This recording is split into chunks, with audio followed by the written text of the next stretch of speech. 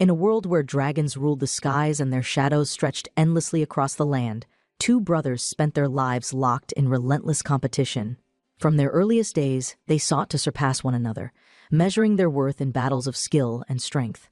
The rivalry that had begun as mere childhood games soon grew into something far more intense when they both entered the prestigious academy, a place where only the strongest warriors were trained to become dragon slayers. It was there that their fates truly began to diverge.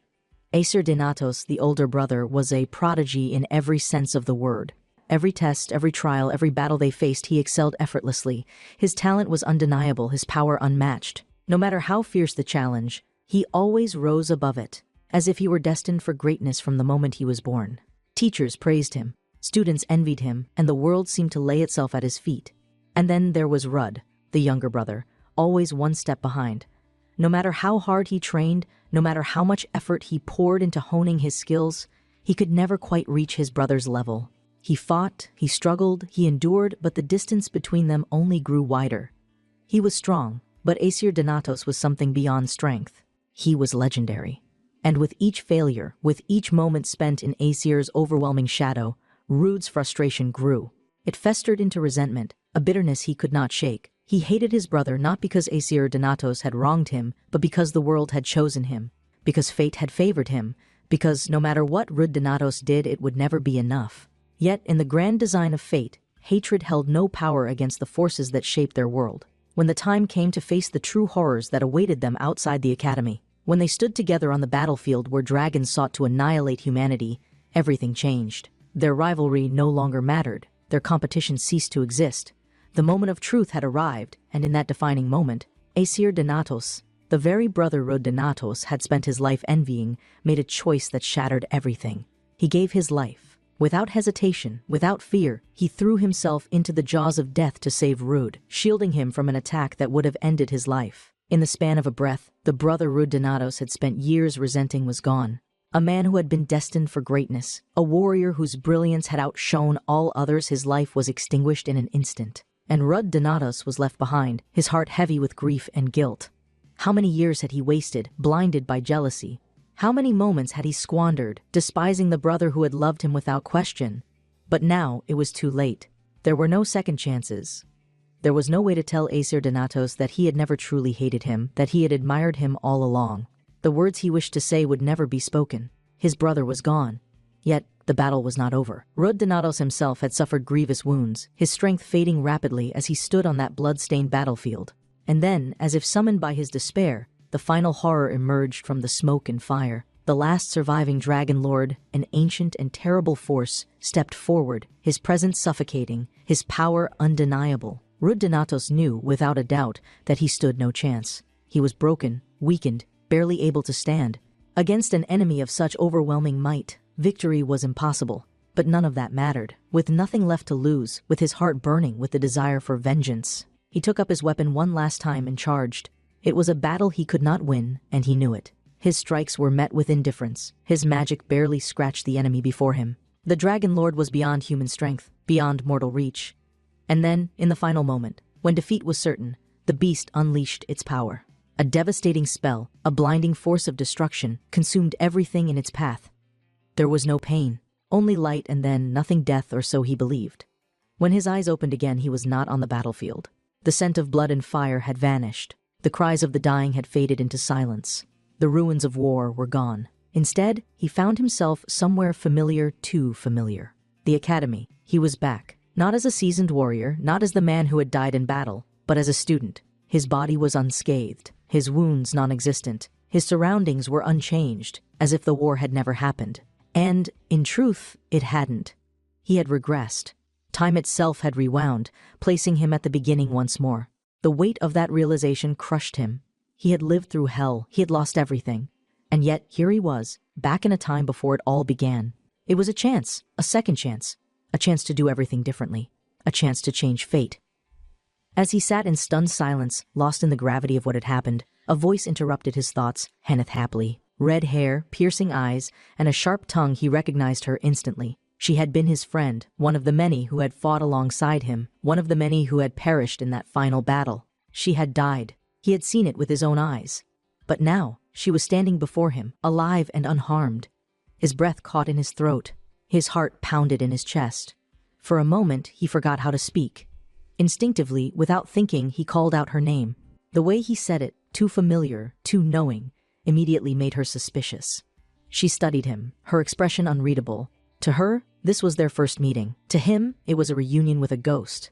She demanded to know how he recognized her, her sharp eyes narrowing as she scrutinized him. Thinking quickly, he covered his mistake, claiming that she was well known due her ranking first in the entrance exams. It was a weak excuse, but it seemed to satisfy her, though not entirely. Still, she dismissed his odd behavior with a remark about his strangeness, muttering that he seemed somewhat deranged. She had always been blunt, never one to hold back her thoughts, and yet Rud Donatos only smiled, because she was alive, and that was all that mattered. He took the seat beside her, his mind still racing, still trying to process the weight of everything. The entrance ceremony would soon begin, just as it had before. Everything was unfolding as it once had, as his memories dictated. He knew what would happen next. He knew that his brother, Aesir Donatos, would soon take the stage as the student council president. That was how it had happened before. That was how it was supposed to happen. But as the ceremony continued, something went wrong. Instead of Aesir Donatos, another figure ascended the podium. Jeremy Duville, Aesir's best friend. He introduced himself as the student council president, delivering the speech meant for his brother. Rud's breath caught in his throat. This wasn't right. This wasn't how it had happened before. His heart pounded as the realization set in. Something had changed. This wasn't just a simple repetition of the past. He had returned, but fate had already shifted. And if something as fundamental as his brother's position had changed, then what else had? What else had been rewritten? A cold dread settled in his chest. The future he had known was no longer certain. The war, the battles, the losses. What if things unfolded differently? What if this time, something even worse was waiting for him? Confusion churned in Rud's mind, a deep unease settling in his chest as he struggled to comprehend his brother's absence. The moment Jeremy had taken the stage instead of Aesir Donatos, something inside him had twisted. A realization creeping in that something had shifted in this timeline, something crucial. As the entrance ceremony concluded and the students began to disperse, Rud Donatos found himself moving on instinct, his feet carrying him toward Jeremy. His mind burned with questions, the weight of uncertainty pressing down on him. He had to know the truth. He approached Jeremy directly, his voice steady but demanding, asking without hesitation about air. The response he received sent a cold shiver down his spine. Jeremy's expression was blank, uncomprehending. He didn't know who Aesir Donatos was. He didn't recognize the name at all. The world seemed to tilt around Rud Donatos as a terrifying thought took hold of him, one that he could barely bring himself to accept.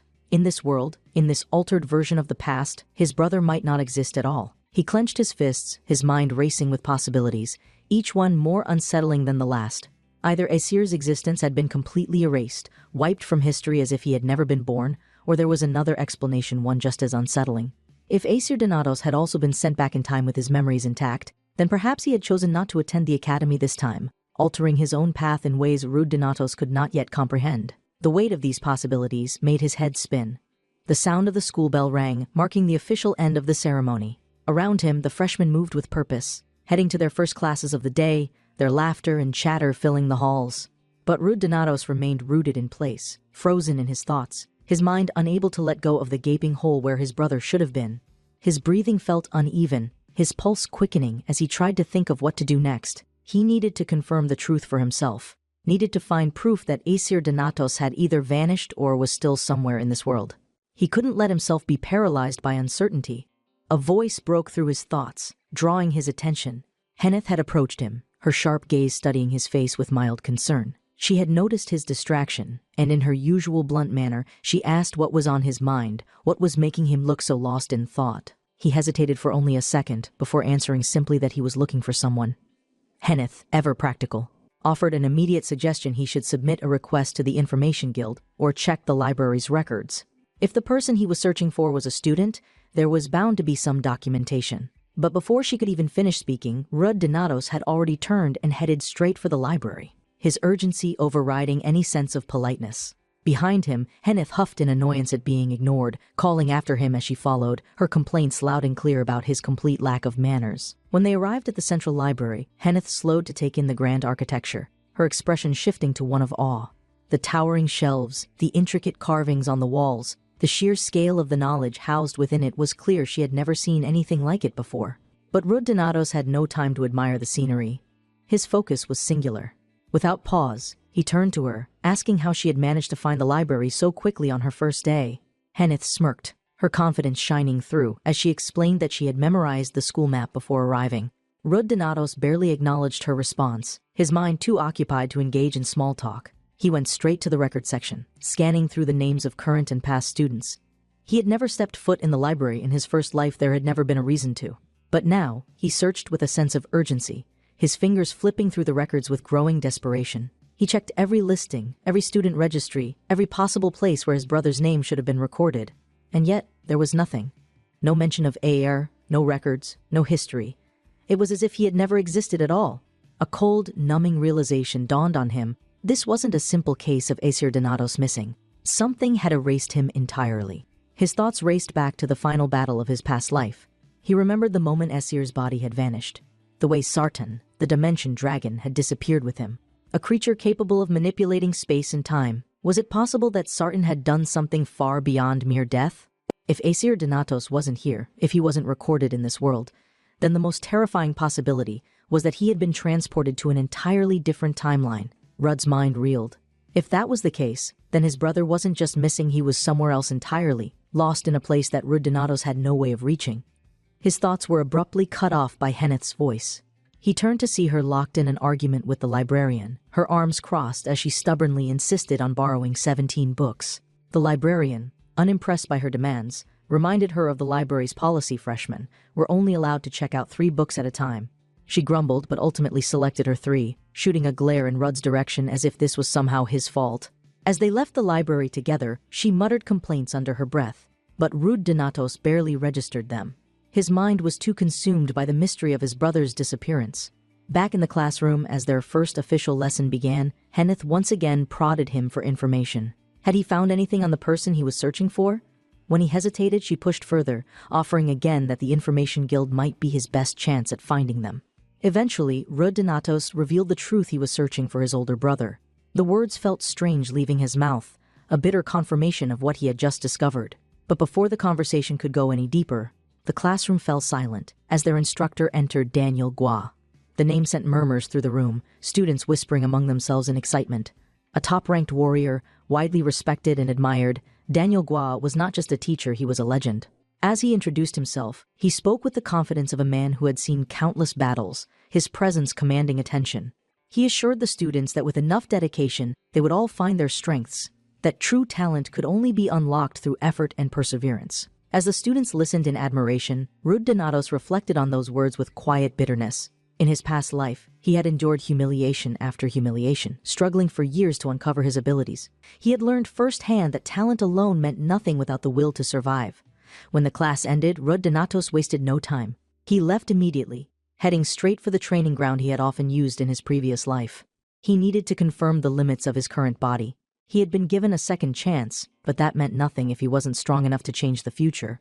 As he began a set of pull-ups, he quickly realized just how weak his younger body was.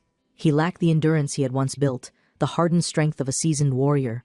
The memory of the upcoming sparring class in a week sent a sense of urgency through him. He needed to improve, and fast. He could not afford to repeat his past failures.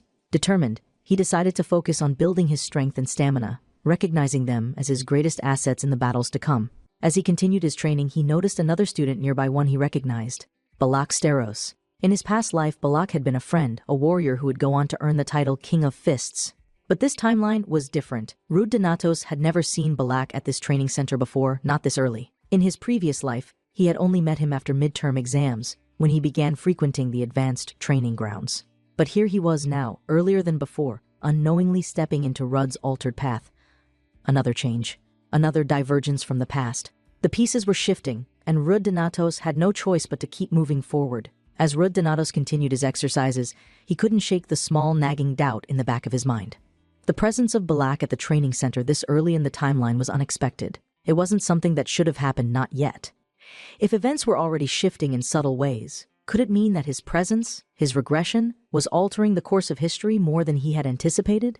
He considered it for a moment, wondering if something had gone fundamentally wrong with the timeline, but ultimately decided against dwelling on it. Worrying about these deviations would get him nowhere. Right now, his priority was strengthening his body, adapting to his younger self's current limitations, and preparing for the inevitable battles ahead. As he pushed himself further into his routine, however, he couldn't ignore the strange feeling of being watched. He caught a glimpse of Balak out of the corner of his eye, his large, muscular frame still and focused. But it wasn't just that Balak was watching, he was mimicking. Every movement Donatos made, Balak repeated. Each exercise he performed, Balak mirrored. The difference was, Balak was using heavier weights, pushing himself to even greater extremes. At first, Donatos ignored it, thinking it was a coincidence or that Balak was simply adjusting his own workout routine. But as the pattern continued, Donatos could no longer pretend it wasn't happening. Annoyed, he finally turned to Balak and confronted him directly, demanding to know if he was trying to pick a fight. Balak, however, only gave a calm response, stating that he was simply exercising. He admitted that he had been copying Rudd's movements, but not out of competition or mockery. He found Rudd's form flawless, something he had never seen before. In fact, he marveled at it, calling Rudd's movements beautiful. He even went so far as to say that no one in his family, not even his father, had ever demonstrated such precision. The sheer earnestness in his tone took Donatos aback. He had expected some kind of challenge, some provocation, but Balak's admiration was genuine. The two formally introduced themselves, and to Rudd's surprise, Balak then asked if Donatos could be his guide in physical training from now on. He claimed with absolute certainty that someday, Rudd's physique would surpass his own in both muscularity and definition. Rudd bluntly refused. Meanwhile, at the Irium outdoor training grounds, students gathered around the weapons racks where various arms were displayed. Professor Danel stood at the front, overseeing the selection process, his authoritative gaze sweeping across the gathered first-year students. One by one, they began picking their weapons, testing the weight and grip, gauging which felt most natural in their hands. Donatos approached the racks with careful deliberation, his mind already made up. He reached for a sword, the familiar weight settling in his grasp like an old companion. As he held it, his attention was drawn to Henneth, who was speaking with Professor Danel, questioning whether she even needed to select a weapon at all. Since she planned to become a magician, she saw little point in equipping herself with something she would never use.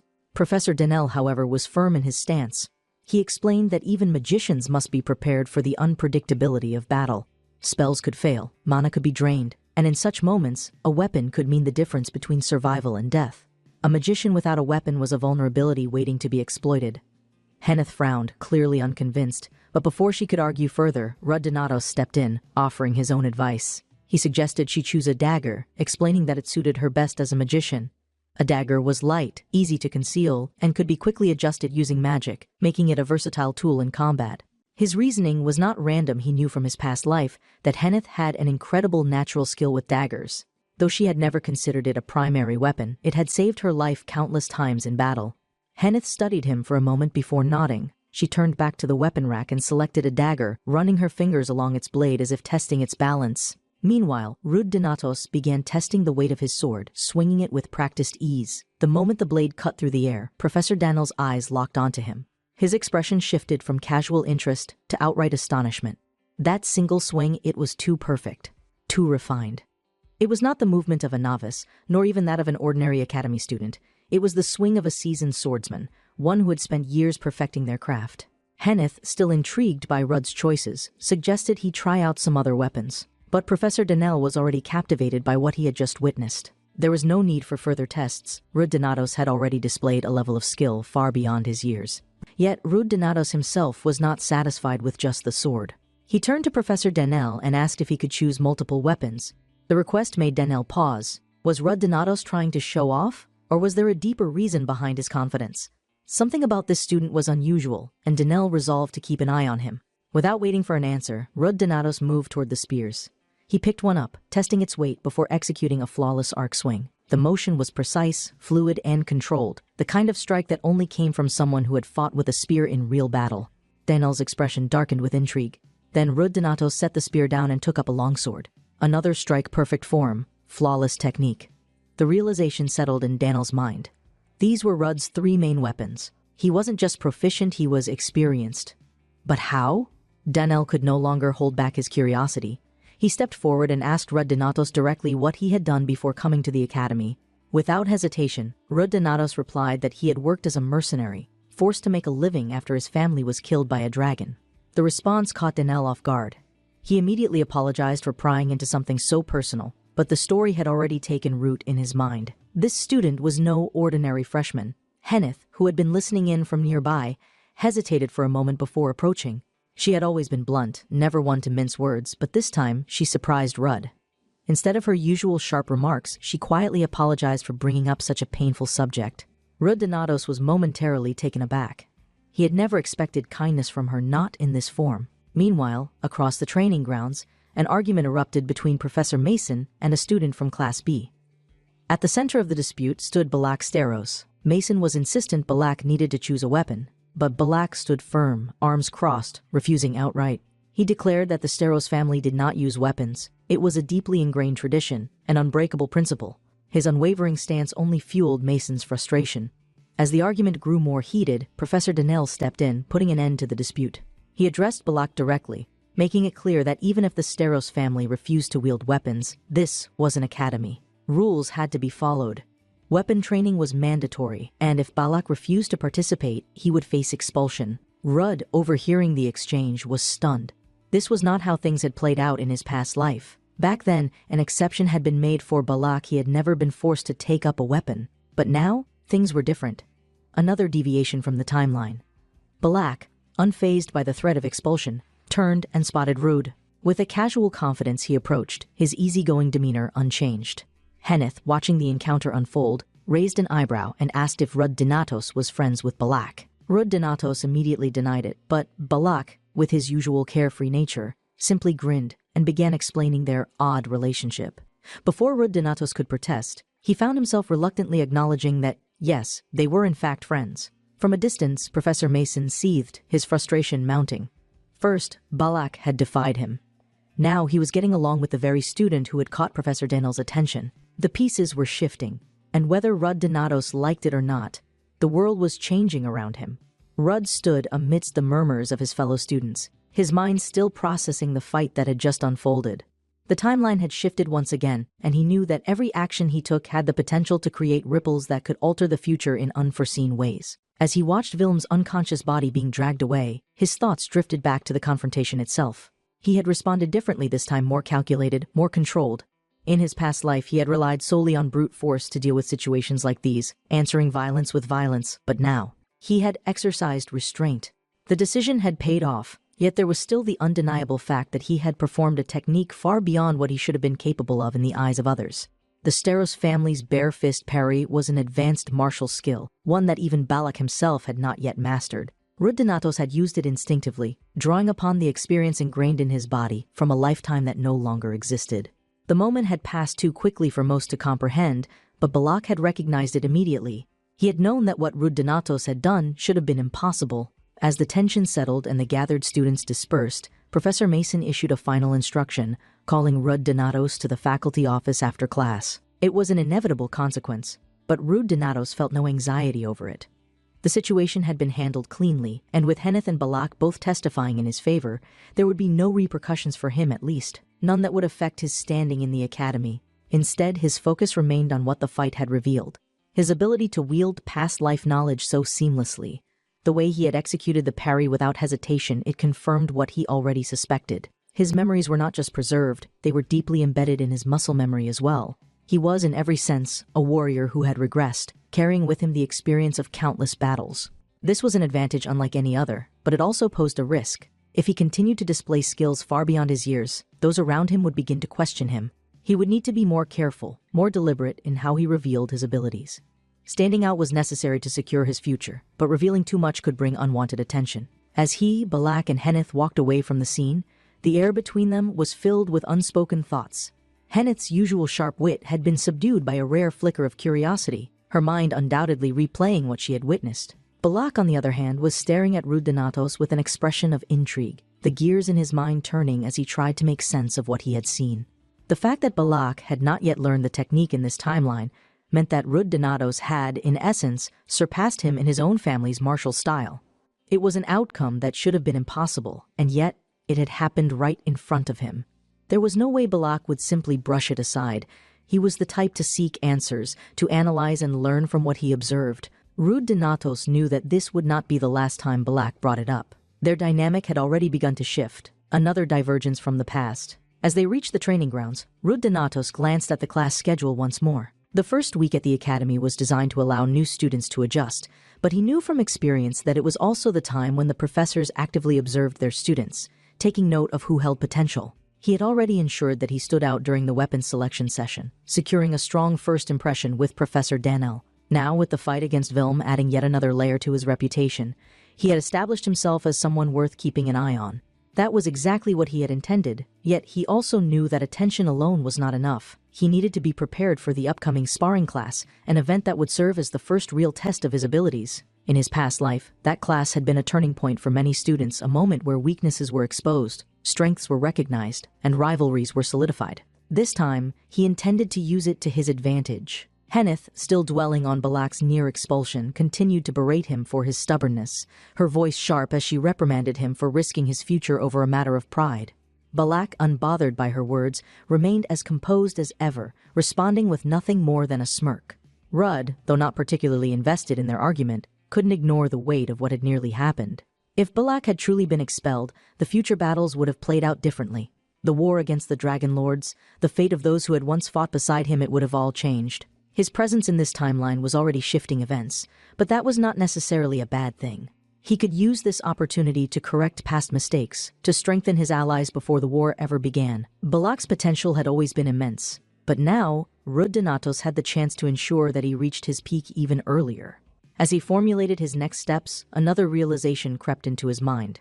If even minor decisions were altering the future, then what of Aer? His brother's absence had already thrown everything off balance. In his past life, Aesir Donatos had been the student council president, a figure of immense influence within the academy. But now, that role belonged to Jeremy Duville. The fact that no one even remembered Aesir's existence meant that something or someone had deliberately removed him from this timeline. Rudd Donatos could not ignore the possibility that Sartan, the Dimension Dragon, was involved. That thought alone sent a chill down his spine. If Aesir Donatos was trapped in another timeline, lost in a space beyond his reach, then finding him would not be as simple as searching Academy records. He would need more information, more clues.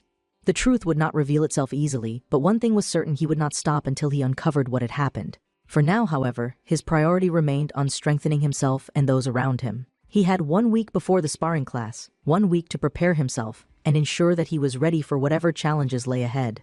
His current body was far weaker than the one he had trained to its peak in his past life, but that only meant he had to accelerate his growth. He had the knowledge, the experience, and the awareness of what lay ahead. He would not waste this second chance. Every moment, every action, every decision, it all had to be intentional. The world was shifting around him, and whether the changes were for better or worse, he was determined to be the one who shaped the outcome. As they walked, the tension of the previous fight slowly dissipated, though the impact it had left lingered in the minds of those who had witnessed it. Vilm had been a small obstacle, a mere annoyance in the grand scheme of things, but the encounter had served its purpose. Rudd Donatos had tested his restraint, had proven his ability, and had established himself as someone not to be underestimated. But it had also raised questions that Balak would not let go of anytime soon. The way he kept glancing at Rudd, analyzing him as if he were a puzzle waiting to be solved, made it clear that their interactions were far from over. Rudd Donatos had changed the course of their relationship in this timeline, and with it, the foundation of their future alliance. As the academy loomed ahead, Rudd Donatos took a deep breath, steadying himself. There was no room for complacency. The timeline was already different, and more changes would come. He would need to stay ahead, to anticipate every shift, to ensure that the future he was moving toward was one where they would all survive. No longer bound by the failures of his past, he would forge a new path, and this time, he would not lose the people he cared about. Rudd hesitated for a brief moment, caught off guard by Balak's unexpected question. The thought of being Balak's secret little brother was so absurd that he nearly laughed, but he knew he had to tread carefully. There was no way he could reveal the truth, that he had learned Balak's own technique, not through training in this life, but from their battles together in a past one. The knowledge belonged to an older Balak, one who had fought alongside him, one who had died in the war against the Dragon Lords. The mere thought of explaining that truth was impossible, so instead, he brushed it off casually, throwing on an air of arrogance and claiming that he was simply a genius. He didn't need a complicated explanation if confidence could serve as a shield. Balak, though skeptical, seemed willing to accept the excuse, at least for the time being. As if on cue, Henneth and Balak resumed their bickering, their voices rising in irritation. Balak continued to push his claim that they were friends, while Henneth, as stubborn as ever, shot him down with sharp remarks. Their exchange was so familiar that Rudd Donatos found himself momentarily lost in nostalgia. In his past life, the two of them had always argued like this. It was a never-ending pattern, one that had existed up until the very end. No matter how dire their circumstances had become, no matter how close they had stood to death, their dynamic had never changed. And here, in this rewritten timeline, it remained the same. Some things, it seemed, were unshakable, anchored in fate itself. As their voices faded into the background, Rude Donatos made a quiet decision he would skip his next class. His mind wasn't on lectures or training schedules. Right now, his thoughts were consumed by something far more pressing. He had been given a second chance, a rare and unpredictable gift. And in his previous life, too many of the people he cared about had died. He had been too weak, too slow, too unprepared. But this time he would not make the same mistakes. This time he would ensure that things played out differently. Henneth, Balak, Aesir Donatos. None of them would meet the same tragic ends. Not if he had anything to say about it. Stepping out of the faculty office, Rude Donatos took in a deep breath, the air cool against his skin. His meeting with Professor Mason had gone as expected, though he had been prepared for far worse. Initially, she had intended to scold him, likely wanting to make an example of him for causing a disturbance. However, Rude Donatos had carefully crafted his response, presenting himself as nothing more than a humble and apologetic student. His demeanor had been measured, his words calculated, and his tone disarmingly sincere. He had diffused the situation so effectively that Mason had been taken aback, her initial irritation melting into something more akin to grudging respect. Rather than chastising him further, she had turned her focus toward Vilm, her irritation now directed at the troublemaker who had caused the incident in the first place. Rude Donatos could tell she was already plotting how to deal with Vilm once the next training session began. Meanwhile, elsewhere in the academy, the faculty meeting for the first-year professors was underway. Professor Donnell had taken charge of the discussion, summarizing the overall performance of the new students. He noted that, compared to previous years, this batch of first years showed skill levels higher than expected. The statement was met with mixed reactions. Professor Mason, always one to challenge optimism with hard truths, interjected, reminding the group that skill alone was never enough to determine success. Persistence, she argued, was just as important, if not more so. Professor Arthur Winston, responsible for Class D and ever the optimist, countered that perseverance was something they, as professors, were responsible for fostering. Even those lacking natural talent could be shaped into great warriors if given proper guidance. The discussion shifted toward standout students, with Professor Arthur expressing curiosity about whether any individuals in the current cohort showed extraordinary promise. Professor Damon Grace, overseeing Class C, responded with measured neutrality, stating that while his students were competent, none had displayed anything truly remarkable thus far. In contrast, Professor Mason brought up two names from Class B Vilm, whom she referred to as a bad apple, and Balak, whom she described as a crazy kid, too stubborn to pick up a weapon. She recalled that although Balak's written exam had been a disaster, his performance in practical combat had set him apart.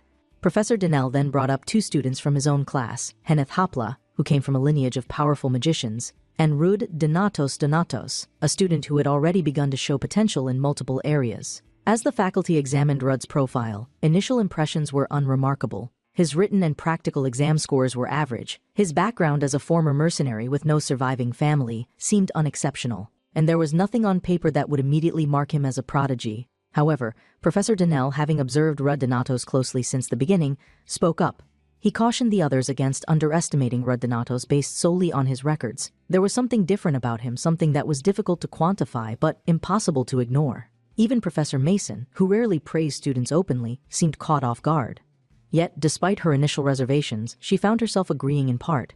She admitted that Rude Donatos had impressed her not just with his combat ability, but with his conduct. He had handled himself with remarkable poise during the incident with Vilm, diffusing the situation with the faculty while simultaneously proving his skill by taking down an armed opponent with nothing but his bare hands. That kind of control, both in combat and in behavior, was rare. Rude Donatos excelled in close-quarters combat, and if his performance so far was anything to judge by, he had the potential to become a formidable fighter. As the discussion deepened, a rare disagreement arose among the professors. Some argued that Rudd's background and test scores did not support the idea that he was exceptional, while others pointed out that written exams were hardly an accurate measure of combat potential. Professor Mason, usually one to maintain a composed demeanor, found herself nearly engaging in a verbal altercation with Donnell over the topic. The room was divided. Some saw Rude Donatos as an anomaly, an unpredictable factor whose true capabilities were yet to be understood, while others viewed him as a promising but ultimately unproven talent. Donnell, however, remained firm in his stance. He had seen the way Rude Donatos moved, the precision in his strikes, the calculated nature of his decisions. That level of skill did not come from someone who was simply above average. There was something deeper there, something the Academy had not yet realized. And as the discussion continued, one thing became clear whether the professors believed in him yet or not. Rud Donatus had already begun to make an impression. His presence was being acknowledged, his potential was being debated, and whether the faculty knew it or not, they had just started watching the rise of someone who would change everything. The faculty room remained tense as the discussion over Rud's placement escalated, each professor advocating for their own reasoning on why they should or should not retain him in their respective classes. Professor Donnell, convinced of Rud's immense potential, was adamant that he belonged in his class. He had witnessed firsthand Rud's precision, his adaptability, and his combat instincts that surpassed those of a normal student. He believed that nurturing such a talent was his responsibility, especially considering the path Rud Donatus was inevitably walking. Professor Mason, while less vocal in her arguments, also saw value in keeping Rud Donatus within her sphere of influence. His composure, humility, and ability to handle himself in combat had impressed her, and while she was normally hesitant to openly praise students, she recognized that Rud Donatus was not just another talented fighter, he had the potential to be something more. She wasn't about to lose track of a student who had already made such an impact. However, before the argument could escalate further, Professor Arthur Winston slammed his fist against the table, the sharp sound cutting through the heated discussion like a blade. His voice, filled with authority and frustration, demanded that they compose themselves and act like proper professors instead of squabbling over a student. The room fell into an uneasy silence as Donnell and Mason reluctantly settled down, the tension between them still palpable.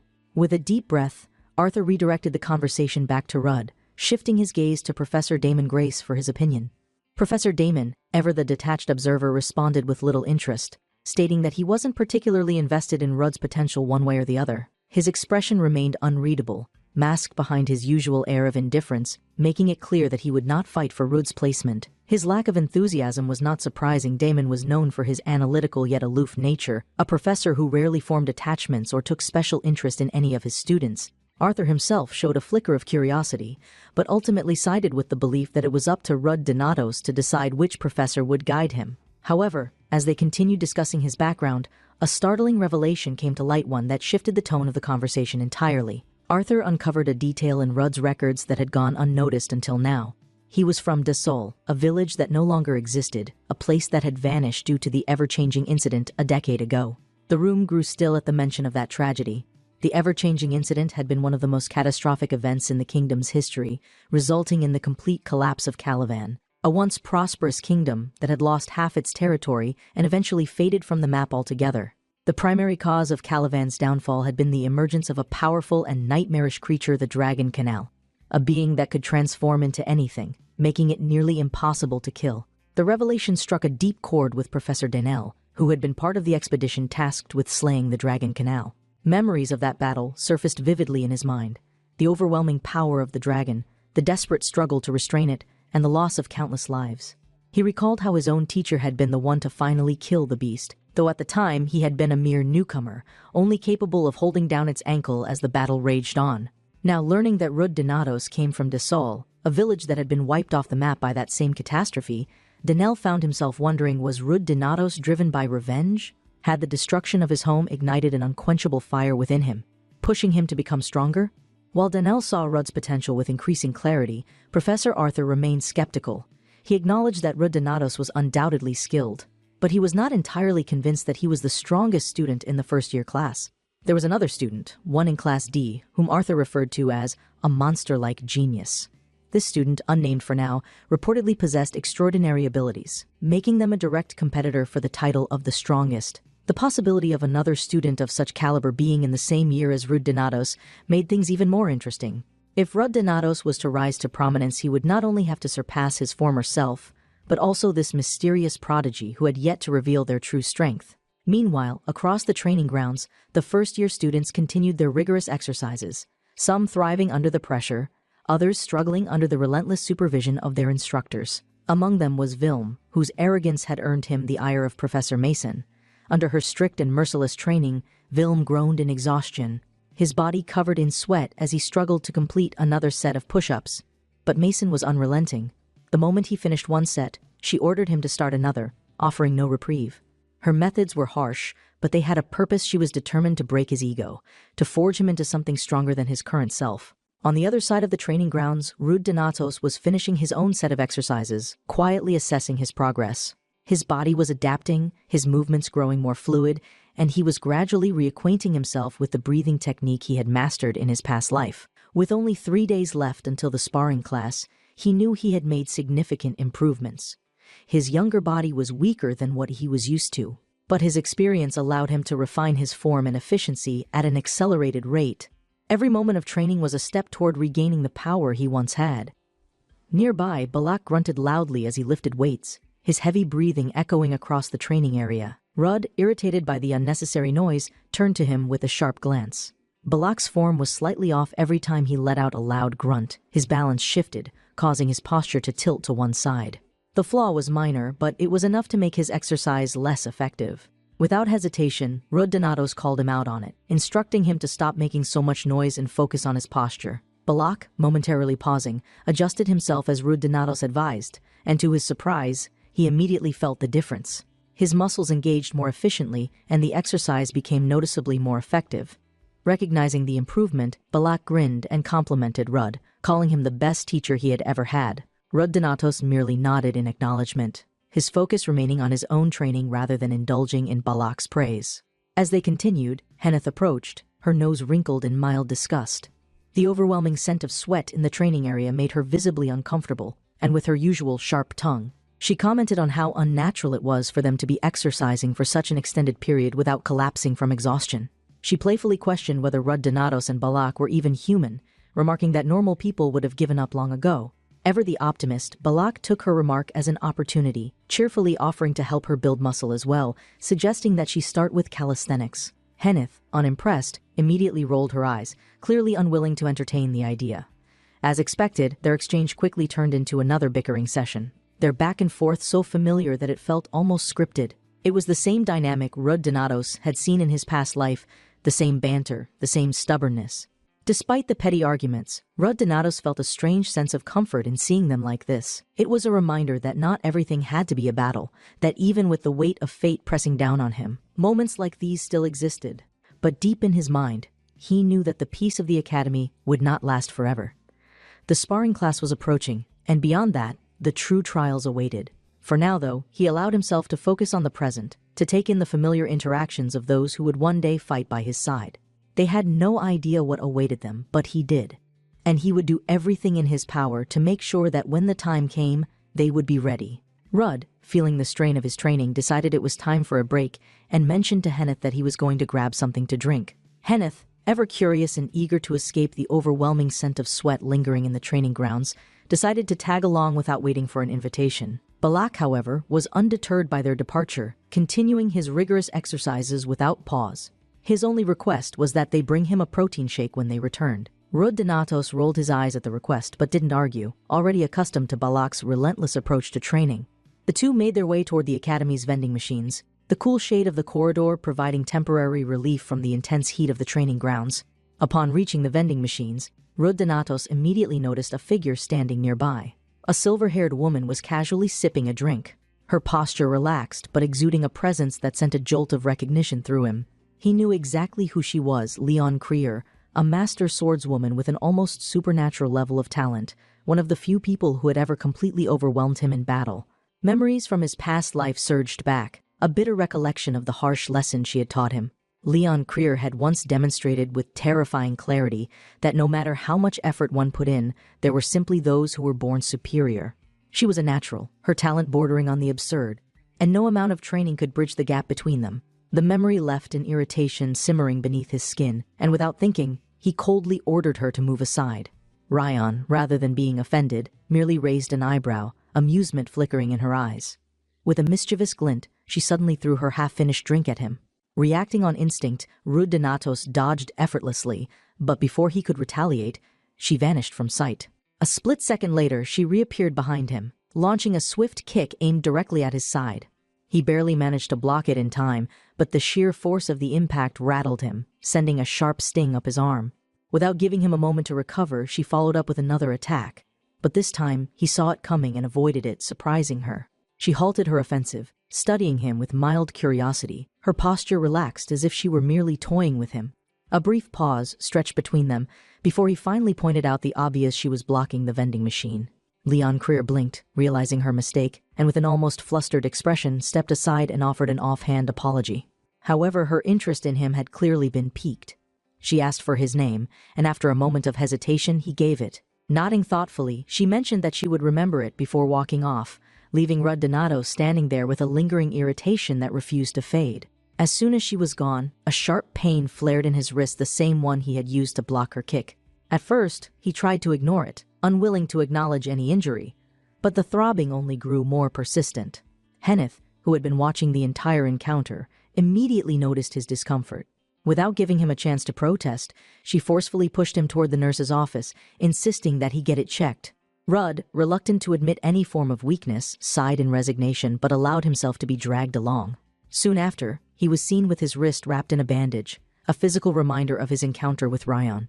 However, what should have been a minor incident quickly spiraled out of control as news of what had happened spread like wildfire throughout the academy. Henneth, ever the instigator, eagerly relayed the story to Professor Daniel and Professor Mason, though her retelling exaggerated the event to a frustrating degree.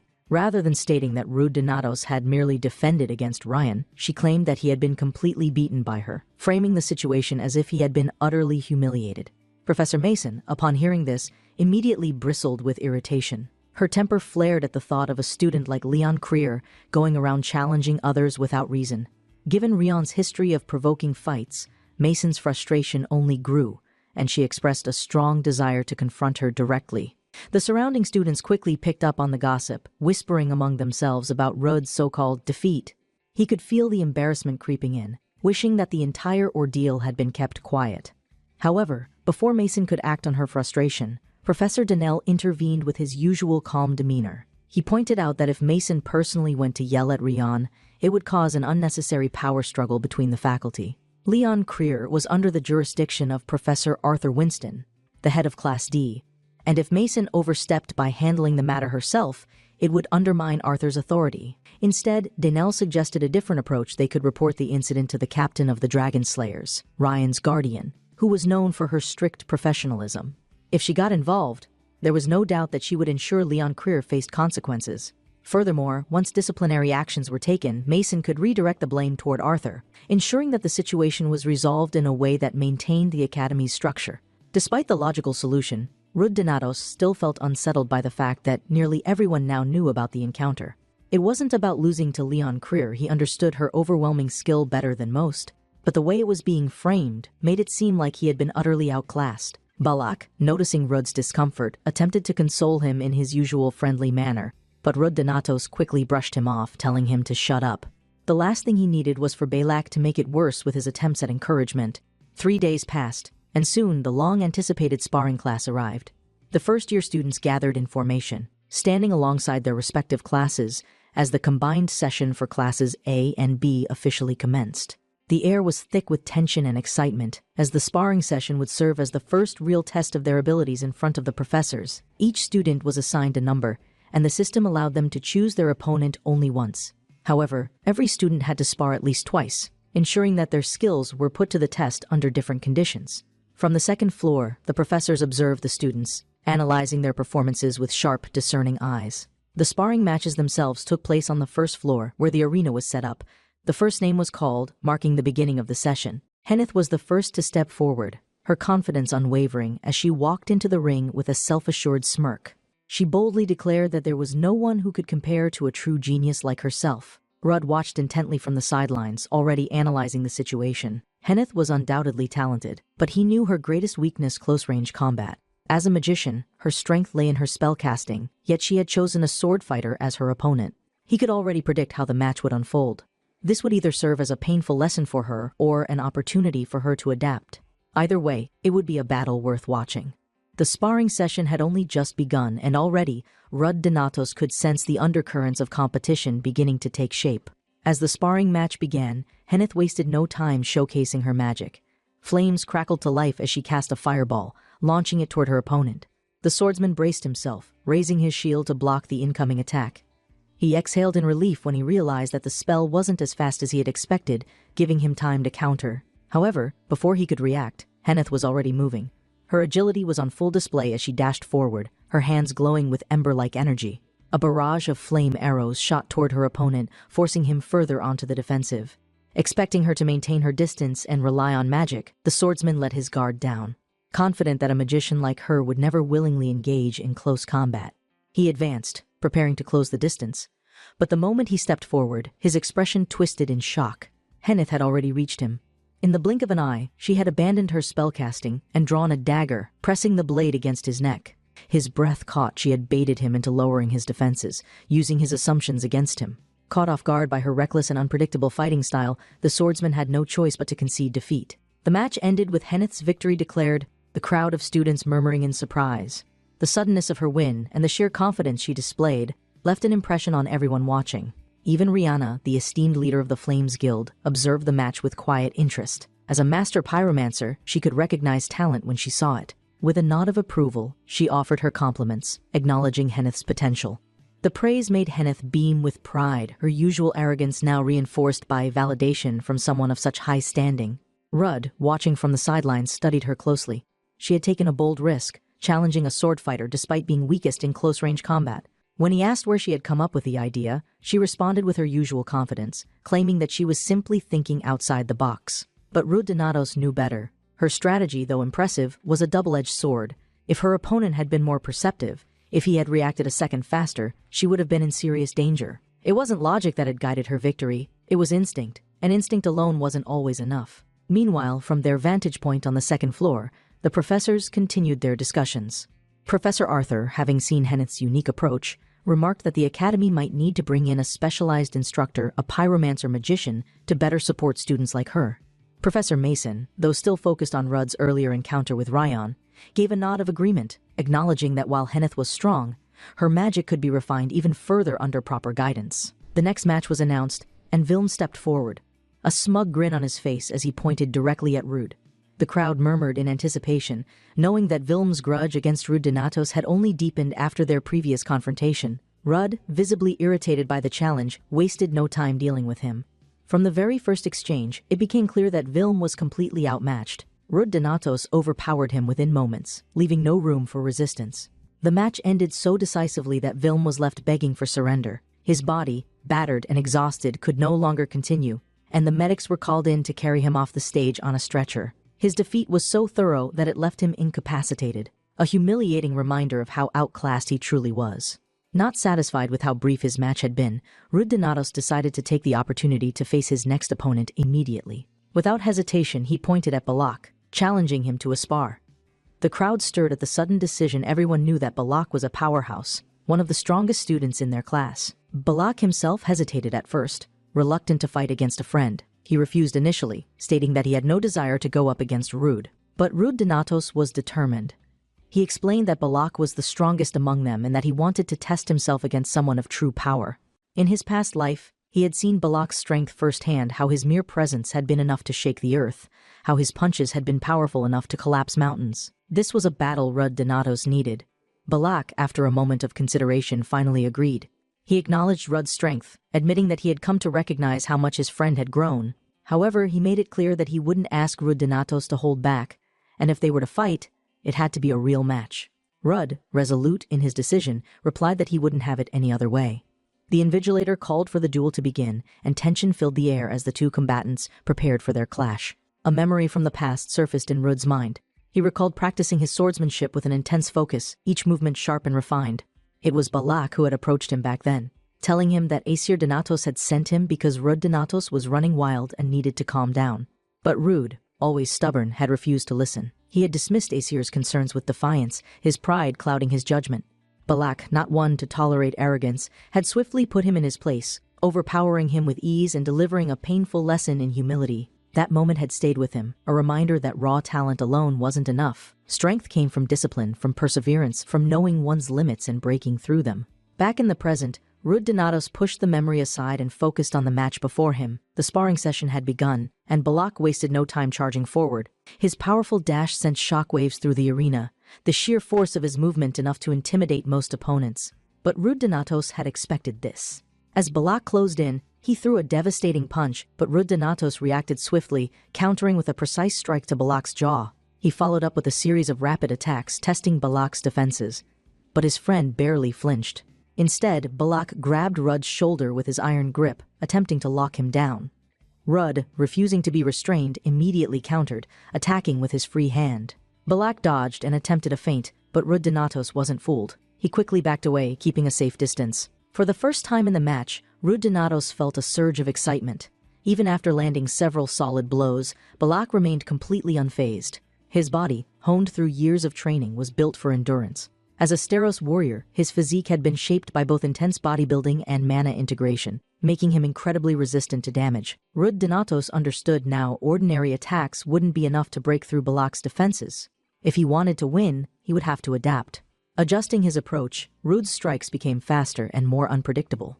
He shifted his rhythm, making his attacks harder to read, forcing Balak to react instead of simply absorbing the damage. Every move he made was calculated, every step measured. The battle between them intensified, their blows clashing with increasing force. This was no longer just a spar, it was a test of will, a clash of strength and strategy. As the fight continued, Rud Donatos knew one thing for certain: this match would push him to his limits. And that was exactly what he needed. Balak remained steadfast, his confidence in his own physical defense unshaken.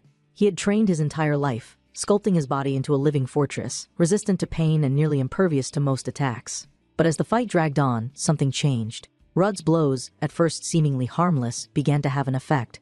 Balak could feel the impact accumulating, a slow and steady erosion of his endurance. It wasn't brute force, it was something far more dangerous. Rud Donatos was deliberately striking the subtle weaknesses in his defense, places where the pressure built over time, wearing him down from the inside out. Realizing this, Balak narrowed his eyes, reassessing Rud's movements. He wasn't just throwing wild punches. There was a calculated rhythm to his strikes, a precision that mimicked a technique Balak knew all too well. The realization hit him like a shockwave. Rud Donatos was using the Stero-style punch, a technique passed down through Balak's own family. It was a method of fighting as unyielding as a mountain range and as fluid as the sea, an unstoppable force that could break through even the toughest defenses when used with the right timing and control. The fact that Rud, someone outside of the Steros bloodline, had mastered such a technique was both astonishing and infuriating. Balak, now fully riled up, pushed himself to adjust, focusing entirely on Rud's attacks. As he continued exchanging blows, his body instinctively adapted, responding with the same style. The fight escalated into a fierce exchange, both of them locked in a test of skill rather than raw strength. Through each punch, Balak became more aware of something crucial. Rud's strength didn't come from sheer power. His greatest weapon was his unparalleled sense for combat, an instinct so refined that it allowed him to maneuver seamlessly through any opponent's strategy. It was almost unnatural, as if he had already fought this battle 100 times before. However, no matter how sharp his technique was, Rud's exhaustion was beginning to show. Balak, having spent years training his endurance, felt he had the upper hand in stamina. This was his chance. Deciding to end the fight in one final blow, he launched forward, putting every ounce of his remaining strength into a decisive strike. But just as his fist moved toward Rud, he saw something strange. Rud Donatos wasn't dodging. He wasn't even attempting to counter. Instead, he simply looked at Balak with a calm expression. His body still, but his eyes filled with clarity. Rud spoke, acknowledging that it had been a great match before bringing out his sword in one smooth motion. His movement was so fluid, so sudden, that Balak barely had time to react. The next thing he knew, a slash cut through the air, stopping just before it made fatal contact. The impact sent him stumbling backward, and he found himself falling onto the ground, landing on his back with a stunned expression. A thin sword mark tore through his shirt, a shallow wound just barely bleeding across his chest. The fight was over. Silence hung in the air before a sudden eruption of applause broke through the tension. The gathered students, having just witnessed an incredible display of skill and determination, clapped in appreciation. Even those who had doubted Rud's ability now saw him in a different light. It wasn't just that he had defeated Balak, he had done so with sheer technique, proving that he wasn't just another overconfident student but a true warrior. From the second-floor balcony, the professors looked on, their expressions a mixture of surprise and intrigue. Arthur and Mason, two of the more skeptical instructors, exchanged glances, acknowledging the sheer level of combat prowess displayed by both Rud Donatos and Balak. What struck them most was that neither of them had used magic during the fight. They had fought like professional dragon slayers, relying purely on martial skill.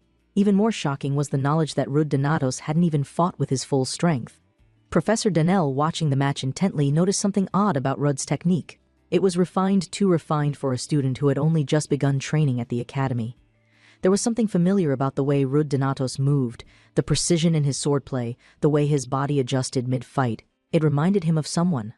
A memory resurfaced: his own teacher, Bryce the Heavenly Sword. The similarity was undeniable. And yet, there was no way a student of Rud's background could have learned such techniques so soon. The realization sent a ripple of curiosity through the faculty. With the sparring matches concluded, the academy's daily routine resumed. Later that evening, the students gathered in the cafeteria for their meal, the excitement of the day's events still lingering in the air. Rud Donatos sat with Balak and Henneth, quietly eating his lunch while reflecting on the fight. However, as he glanced at his companions, he realized something amusing: he was the only poor student among them. Henneth came from an esteemed family of magicians, and Balak's lineage was well known for producing powerful warriors. Compared to them, he was an outsider, a mercenary son with no name worth remembering. The irony wasn't lost on him. As they ate, two figures entered the cafeteria, their presence immediately drawing attention. Two guild leaders from Tracker and Twilight Moon approached Rud's table, their eyes fixed on him. He recognized them instantly, memories from his past life flashing through his mind. Both of them had died in the war against the Seven Dragons, perishing before they could fulfill their true potential. Their deaths had been losses to the world, but in this life, things had changed. Rodri, the leader of Tracker, was the first to speak, mentioning that his friend Abel had spoken highly of Rud Donatos and that they needed someone like him in their guild. Abel, the leader of Twilight Moon, elaborated further, explaining that while his guild was ranked second, it was only because they took on jobs outside of combat, specializing in intelligence gathering. However, he made it clear that this didn't mean they were inferior to the top-ranked guild, Holy Flames. He then presented Rud Donatos with a direct offer, an invitation to join Twilight Moon as soon as he graduated. Rud, considering the offer, knew it was tempting.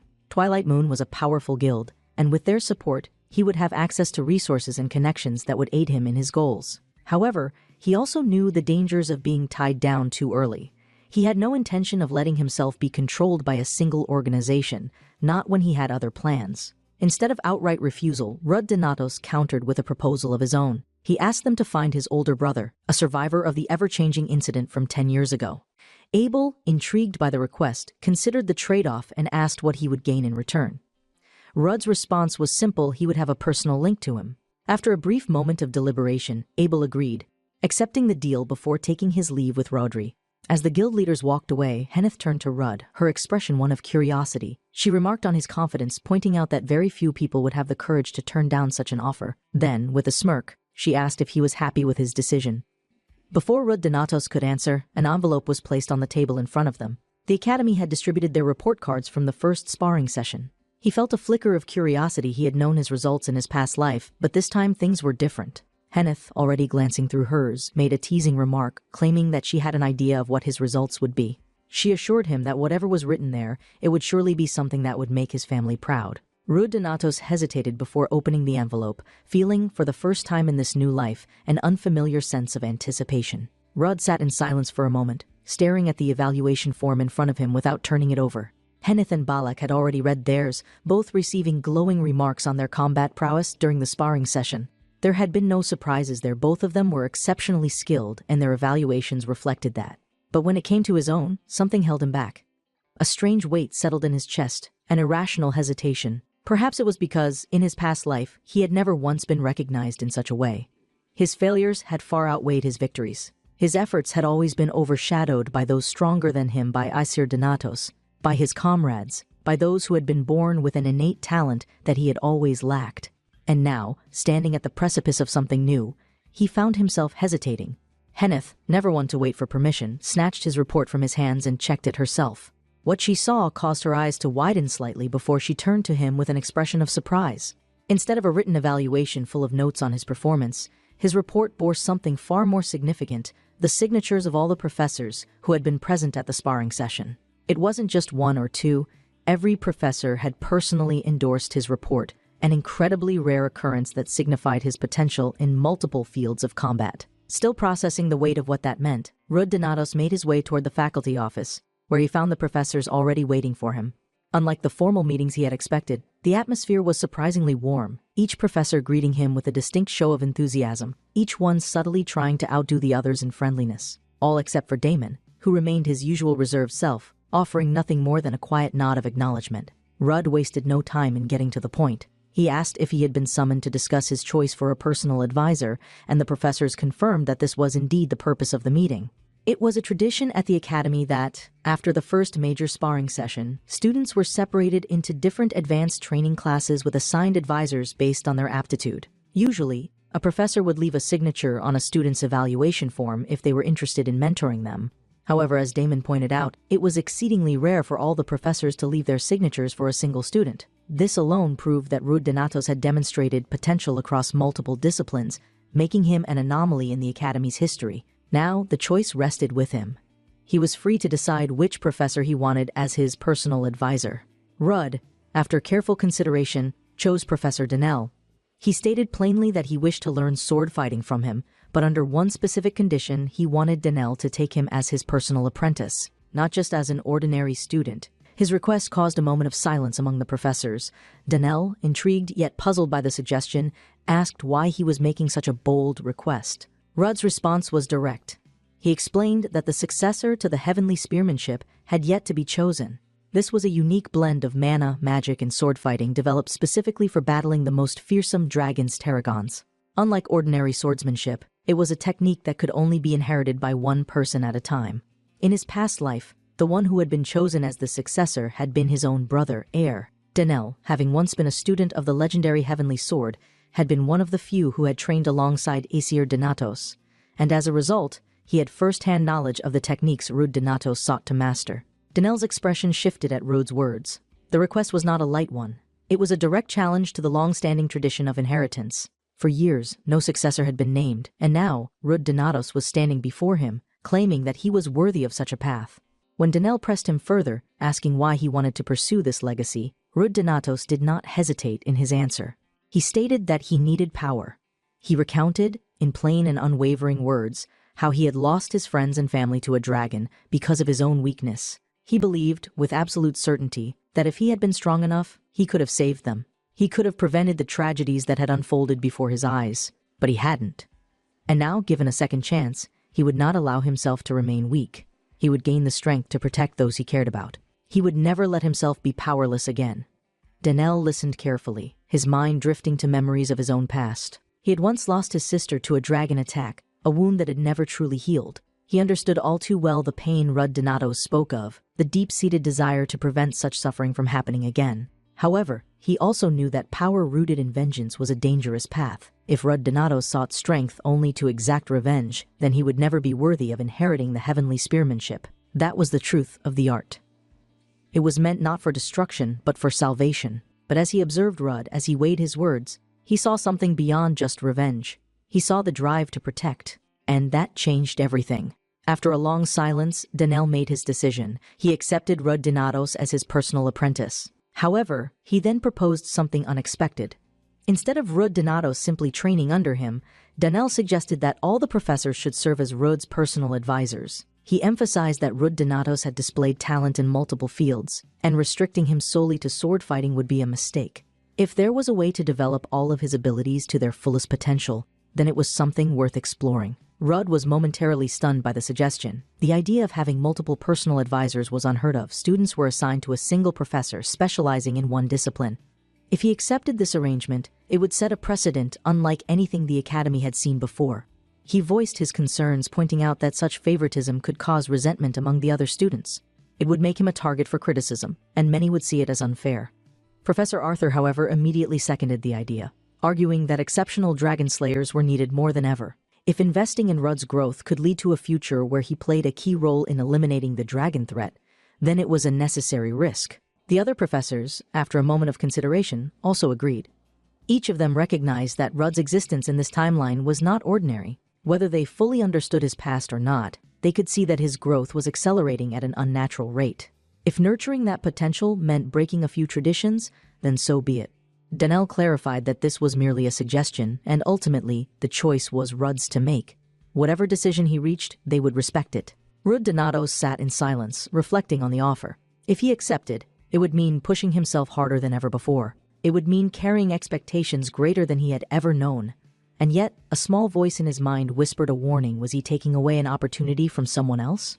By monopolizing all of the professor's guidance, was he depriving another student of a chance to grow? He had once been that student, overlooked and cast aside while others flourished. Would he now be doing the same to someone else?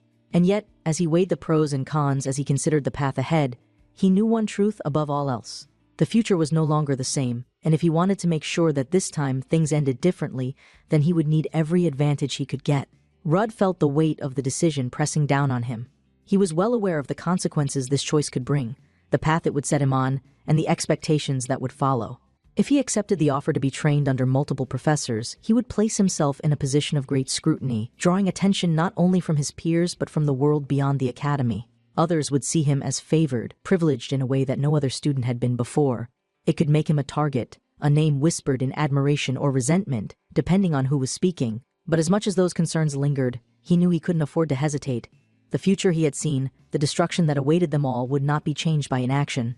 If he wanted to prevent the same tragedies from unfolding, if he wanted to save everyone this time, he had no choice but to embrace the responsibility his brother once bore. Steeling his resolve, he made his decision. He would accept. He would push himself beyond the limitations he once held in his past life. If he truly wished to become the dragon slayer the world needed, then this was the first step. With quiet determination, he voiced his agreement, sealing his path forward. The professors nodded in approval, each of them understanding the weight of his choice, though some looked more intrigued than others. Arthur, who had been the first to support the idea, gave an approving smirk, while Danelle simply observed him, his expression unreadable. From this moment on, Rudd Donatos was no longer just another student at the academy. He had become a name worth watching. Elsewhere, in a different part of the academy, Leon Creer was staggering out of an independent sparring session, barely able to keep herself steady. It had been grueling 2 hours of relentless drills on the faculty training grounds, and not by choice. The session had been assigned to her as punishment for hitting Rudd Donatos earlier in the day, and she had nearly become a living punching bag for the instructor overseeing her disciplinary training. Every muscle in her body ached, her movements stiff as she tried to walk properly. To make matters worse, her punishment wasn't over. She had also been saddled with cleaning duty and additional makeup classes, as if the training itself hadn't been enough. Her mind was clouded with frustration, her thoughts circling back to one thing: Rudd. She was convinced that he had gone to the professors about their little skirmish, that he had been the one to report her over something as minor as a brief fight. The idea of him complaining to authority over such a trivial matter only fueled her resentment, and now she was suffering the consequences. To top it all off, her mother had scolded her as well, adding to her humiliation. The entire day had turned into a disaster, and it was all because of him. Unbeknownst to her, Rudd Donatos had been quietly observing from a distance. He had never expected to see Leon Creer in such a vulnerable state. The Leon Creer he had known in his past life had been cold and sharp, almost mechanical in her precision and focus. He had even questioned whether she was truly human at times, given how emotionless she had seemed. But that had only been after her mother's death. Before that, she had been just another girl, an ordinary student with no particular animosity toward him. They hadn't been on good terms back then, so he hadn't paid her much attention. But now, seeing her like this, angry, hurting, and on the verge of tears, he felt a pang of guilt.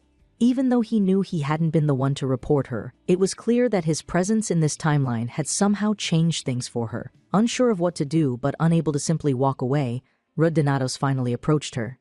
He asked why she was crying, his tone more hesitant than usual. Ryan, caught off guard by his presence, immediately snapped at him in frustration. Her emotions boiled over, and she accused him of being a coward, claiming that he had gone to the professors because he couldn't handle a simple fight. She made it sound as if he had run off to tattle on her the moment things hadn't gone his way. Her words were harsh, but Rudd Donatos remained composed, immediately apologizing instead of arguing. The action stunned her. She had expected him to get defensive, to protest or try to deny it. Instead, he simply handed her his handkerchief, his voice calm as he admitted that he had never reported her at all. In fact, he confessed that he was just as embarrassed by the rumors spreading about him. He explained that one of his friends had been the one to speak with the professors about the incident, completely unaware of the consequences it would bring upon her. Ryan, listening to his explanation, slowly processed what he was saying. She realized to her annoyance that she had been mistaken from the very start. The punishment she had suffered had not been his doing, and her anger had been misdirected.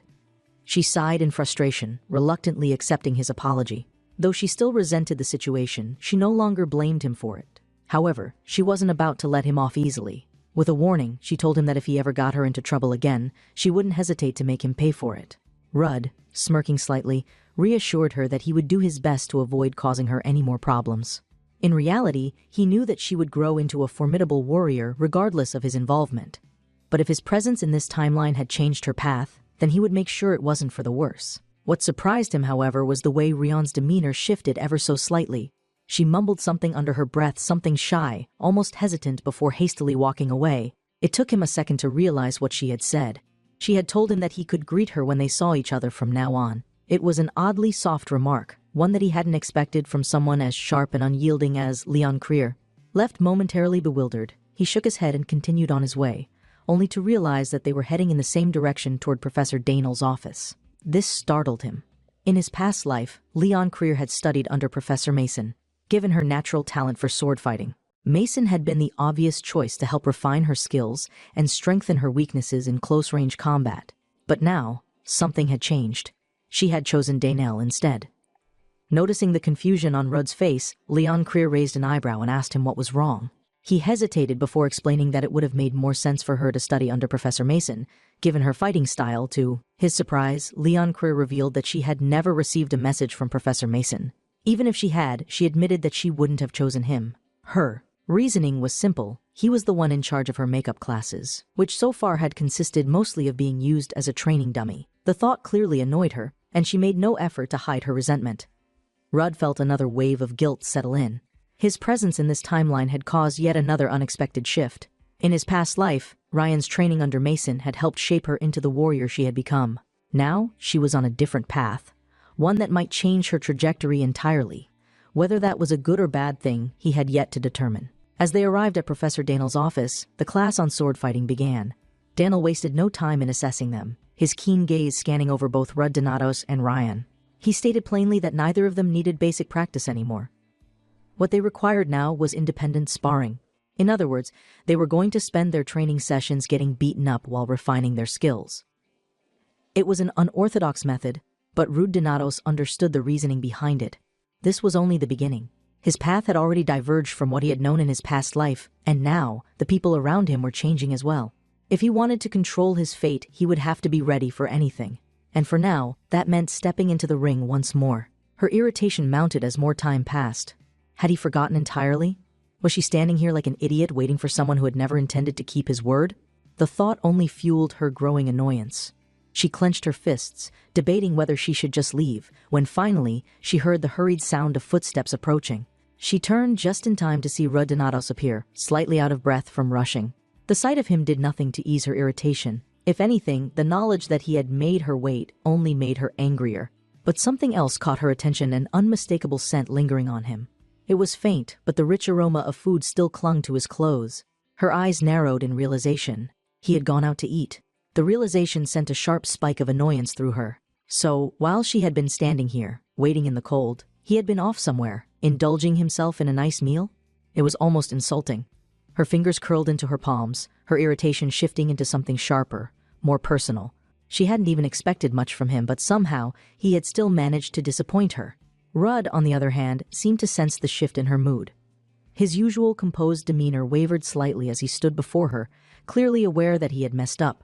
But instead of making excuses or trying to smooth things over, he simply stood there, waiting for her judgment. For some reason, that only irritated her more. She inhaled sharply, forcing herself to push the emotion down. It didn't matter. It wasn't like she had been looking forward to this. And yet, there was an odd weight in her chest that refused to go away. This was why she avoided people. This was why she didn't let herself rely on anyone. Still, she wasn't the type to dwell on pointless emotions. Instead, she straightened her posture, forcing herself to push past the irritation, and simply reminded herself of why she had agreed to this training in the first place. If she let something this trivial get to her, then she was no better than the people who let their feelings cloud their judgment in battle. That was not who she was. Without another word, she gestured toward the training area, making it clear that whatever had happened earlier didn't matter. What mattered now was the fight. If he was truly serious about teaching her, then he had better prove it. Rudd, relieved that she wasn't about to walk away entirely, immediately adjusted his stance. The tension from earlier faded slightly, but in the back of his mind, he knew one thing for certain: he would not be making her wait again. As Rudd Donatos walked through the dimly lit corridors of the academy, his mind was still reeling from his experience with the heavenly spearmanship's mana engraving. Mana, the unrefined energy of life, had always been known to be stored within the heart, acting as the core of all magic. However, heavenly spearmanship defied this convention. Instead of relying on internal reserves, it used a technique known as mana engraving, allowing the successor to absorb and channel external mana through a vast subspace called the heavenly domain. This meant that the heart no longer functioned as a storage container but rather as a conduit, a pathway that determined how efficiently one could draw from this boundless energy. The advantages of this technique were extraordinary. Unlike traditional warriors and magicians who were limited by their internal mana capacity, a successor of the heavenly spearmanship had access to an external, nearly infinite reservoir of power. However, there was a catch if one had previously trained using the heart as a storage space. Shifting its function to that of a mere pathway would weaken its efficiency. It would take time and rigorous training to fully adapt to this method and draw upon the heavenly domain at will. As Rud Donatos sat in front of Professor Danel, the realization of what he was about to undertake fully sank in. This was not just a step toward mastering swordsmanship. It was a rebirth of power, a transformation that would redefine his entire approach to combat. Professor Danel, ever the composed mentor, carefully studied Rud Donatos before asking if he had ever trained in application magic before. The question made Rud Donatos pause. In his past life, the only application magic he had trained in was continuous platform, a technique based on a magician's mana levels. It allowed for seamless movement and improved spellcasting, but it was entirely different from the methodology of heavenly spearmanship. He answered honestly, admitting he had not trained in anything beyond that. With that, Danel instructed him to take a seat and began the mana engraving process. The moment the process started, Rud Donatos felt a surge of raw, unfiltered mana coursing through him, unlike anything he had ever experienced. His consciousness was suddenly ripped from the physical world and thrown into a vast, boundless space and endless sky stretching infinitely in every direction. This was the heavenly domain, the inheritance of generations of past successors, a repository of their knowledge, memories, and strength. He stood there, suspended in the vastness of this ethereal world, feeling the weight of countless warriors who had come before him. As he took it all in, a voice echoed through the endless sky. It was familiar yet distant, as if calling from the depths of time itself. He tried to focus, to pinpoint its source, but before he could process it fully, his consciousness was abruptly pulled back into reality. His eyes snapped open, and he found himself once again seated in the training grounds, facing Professor Danel. Danel studied him closely, clearly expecting a reaction. When Rud Donatos hesitated, struggling to put his experience into words, the professor's sharp gaze shifted slightly, as if searching for something within him. However, what truly shocked Danel was what came next. Rud Donatos had already begun drawing mana from the heavenly domain. This was an impossibility. For most successors, it took weeks, sometimes months, to attune themselves to the domain and establish even the smallest link. Yet, here Rud Donatos was, already channeling its energy. The professor could hardly believe his eyes. But Rud Donatos himself knew the reason why his past life's training in continuous platform had already conditioned his body to operate with external mana flow. Now that his heart functioned purely as a conduit, the transition had been nearly seamless. However, what mattered most was the engraving on his hand. The true extent of a person's heavenly spearmanship capability was measured by the number of wings displayed on their mana engraving. Professor Danel himself bore 6 wings, while the legendary Ein Bryce had 7, the same number as Aesir Donatos, Rud's brother. But when Rud Donatos glanced down at his own engraving, he saw that he had just 1 wing. The implications of this weighed on him. According to what Danel had told him earlier, once the engraving was completed, it became permanently attached to the soul, remaining within the heavenly domain even after death. This meant that every past successor still existed within that subspace, in some form their power, their knowledge, and even fragments of their consciousness. When Rud Donatos had entered the heavenly domain, he had felt the presence of Danel and Ein Bryce. However, Aesir's presence was missing. This troubled him deeply. He had assumed that even if Aesir Donatos existed in another timeline, his consciousness should have still been connected to the domain. But it wasn't. Did this mean that his brother had never completed the engraving in this timeline? Or worse, had he been erased from the cycle of succession altogether? The absence of Aesir's presence left him with more questions than answers. Soon after, Rud Donatos made his way toward the library, where Henneth and Balak were already waiting for him. The 3 of them walked through the academy's bustling corridors, weaving through students who were finishing their daily routines. Henneth, ever curious, turned to Rud Donatos and asked about his class with the personal advisors. Rud, unwilling to delve into the complexity of his training, kept his response simple. He stated that it was nothing special, mentioning that Professor Mason and Arthur had simply given him a few compliments. Henneth, however, wasn't convinced. She immediately pointed out that there was no way this was normal. A huge exception had been made for him. After all 4 professors had become his personal advisors, something unheard of in the academy's history. She then shifted the topic to Professor Damon, the most enigmatic of them all, wondering aloud if he had ever removed his signature mask. Rudd thought back to his one and only meeting with Damon in the professor's office. It had been a strange encounter, one filled with long stretches of silence, punctuated only by the faint sound of tea being poured. Throughout their meeting, Damon had barely spoken, leaving Rudd Donatos to sit awkwardly as the time dragged on. The only real exchange they had shared was about the tea itself. Damon had asked if Rudd Donatos liked it, to which Rudd Donatos had replied that it had a pleasant aroma. Damon had then offered an unexpected response, stating that it was one of the most popular teas in the empire, and that he too enjoyed it. But what struck Rudd Donatos as odd was that Damon had never actually taken a sip during the entire conversation. After that, they had simply sat there for another 30 minutes in absolute silence. The memory left Rudd Donatos with an unsettling feeling. Damon was a complete mystery. And what was worse, in his past life, Damon had been the first professor to die. As they reached the entrance of the library, Rudd Donatos shifted the conversation, asking Henneth and Balak about their own classes. Balak, with his usual enthusiasm, stated that he liked Professor Mason, largely because she seemed to appreciate the beauty of physique, something he valued deeply. His admiration for physical strength made him an obvious fit for Mason's rigorous training. Henneth, on the other hand, revealed something unexpected. She didn't have a personal advisor for magic. Instead, she had been assigned a random lecturer. What made it worse was that this particular professor had outright told her that pyromancy was the least effective type of magic. Henneth's expression darkened slightly as she recounted the words, but there was something deeper behind her irritation, something resembling doubt. It was subtle, but Rudd Donatos caught it. He knew that Henneth took pride in her abilities, and to hear someone dismiss them outright was something she wouldn't take lightly. However, instead of outwardly expressing her frustration, she simply carried on, her demeanor as confident as ever. Rudd said nothing, but he filed the information away. The future was already shifting, and it seemed that everyone's path, his, Ryan's, Henneth's, was beginning to change in ways he hadn't anticipated. Henneth's anger flared visibly as she expressed her strong disagreement with the suggestion to switch to another type of magic. The mere thought of abandoning pyromancy, something she had honed with relentless dedication, was utterly unacceptable to her. Her frustration was evident, her fists clenched at her sides as she resisted the notion. Balak, attempting to diffuse the tension, pointed out that there weren't many pyromancer combat magicians, which only served to irritate her further. She redirected her frustration toward him, her voice sharp as she rebutted his claim, unwilling to entertain the idea that her chosen path was in any way a disadvantage. Rudd, recognizing the need to intervene before the situation escalated further, stepped in. He calmly asked if she could simply switch classes to a more suitable course. However, Henneth, still fuming, explained that the issue wasn't that simple.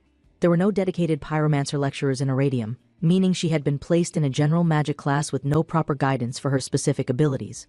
The realization irritated Rudd Donatos as well. Pyromancy was far from a weak form of magic. If anything, it was one of the most destructive types. The fact that the academy didn't even have a specialized instructor for it was ridiculous.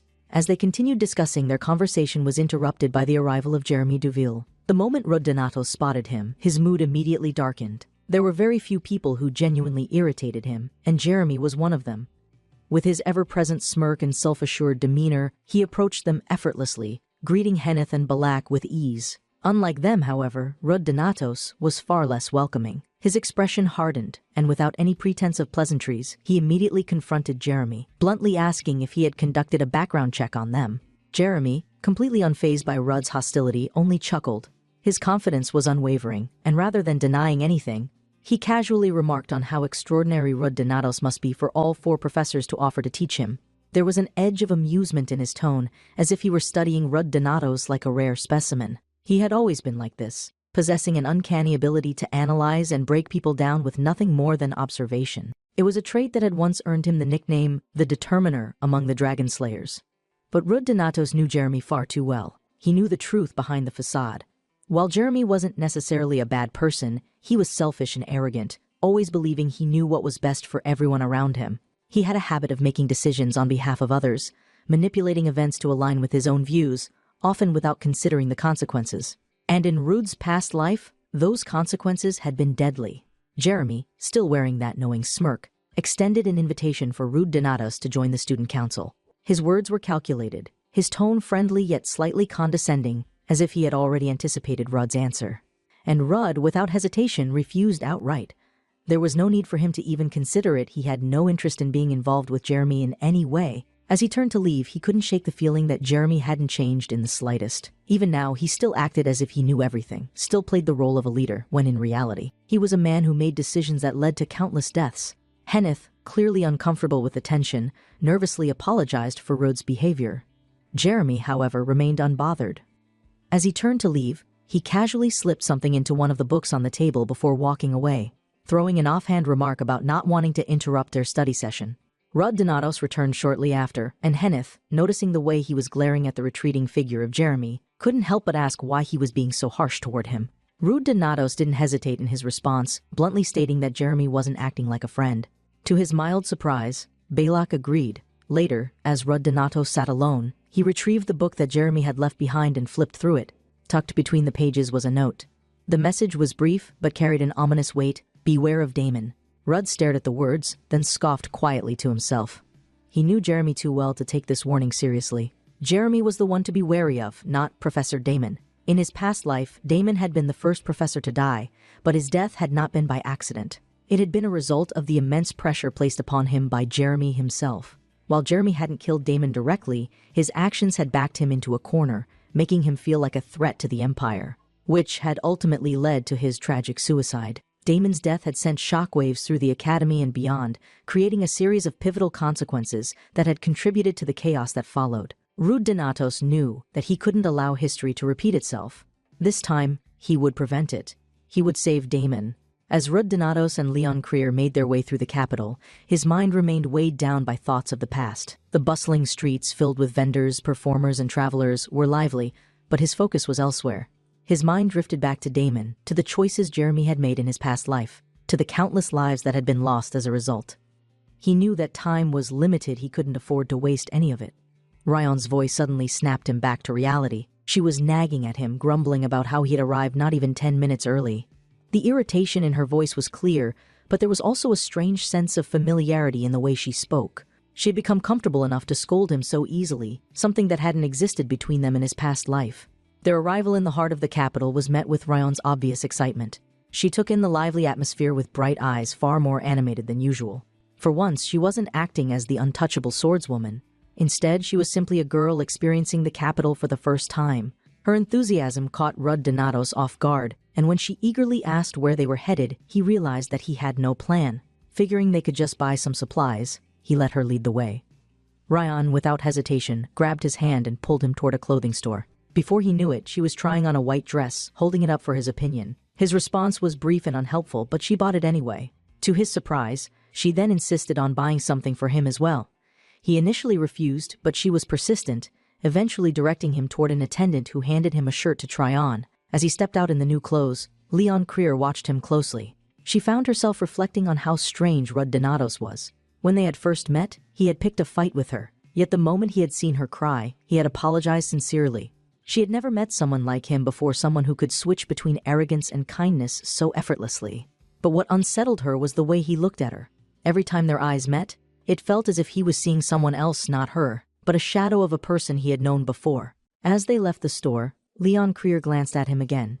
Noting that the new shirt suited him well, she teasingly questioned why he had paid for lunch despite the fact that she had insisted on buying the shirt for him. Rudd, keeping his response brief, simply explained that he had to. Their conversation shifted when Ryan, curiosity getting the best of her, asked about Rudd's past as a mercenary. She wondered if he had ever fought alongside comrades, people who were like family to him.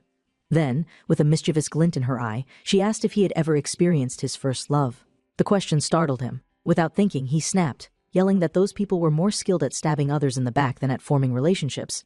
There had never been time for love, not in a world where betrayal was a constant shadow.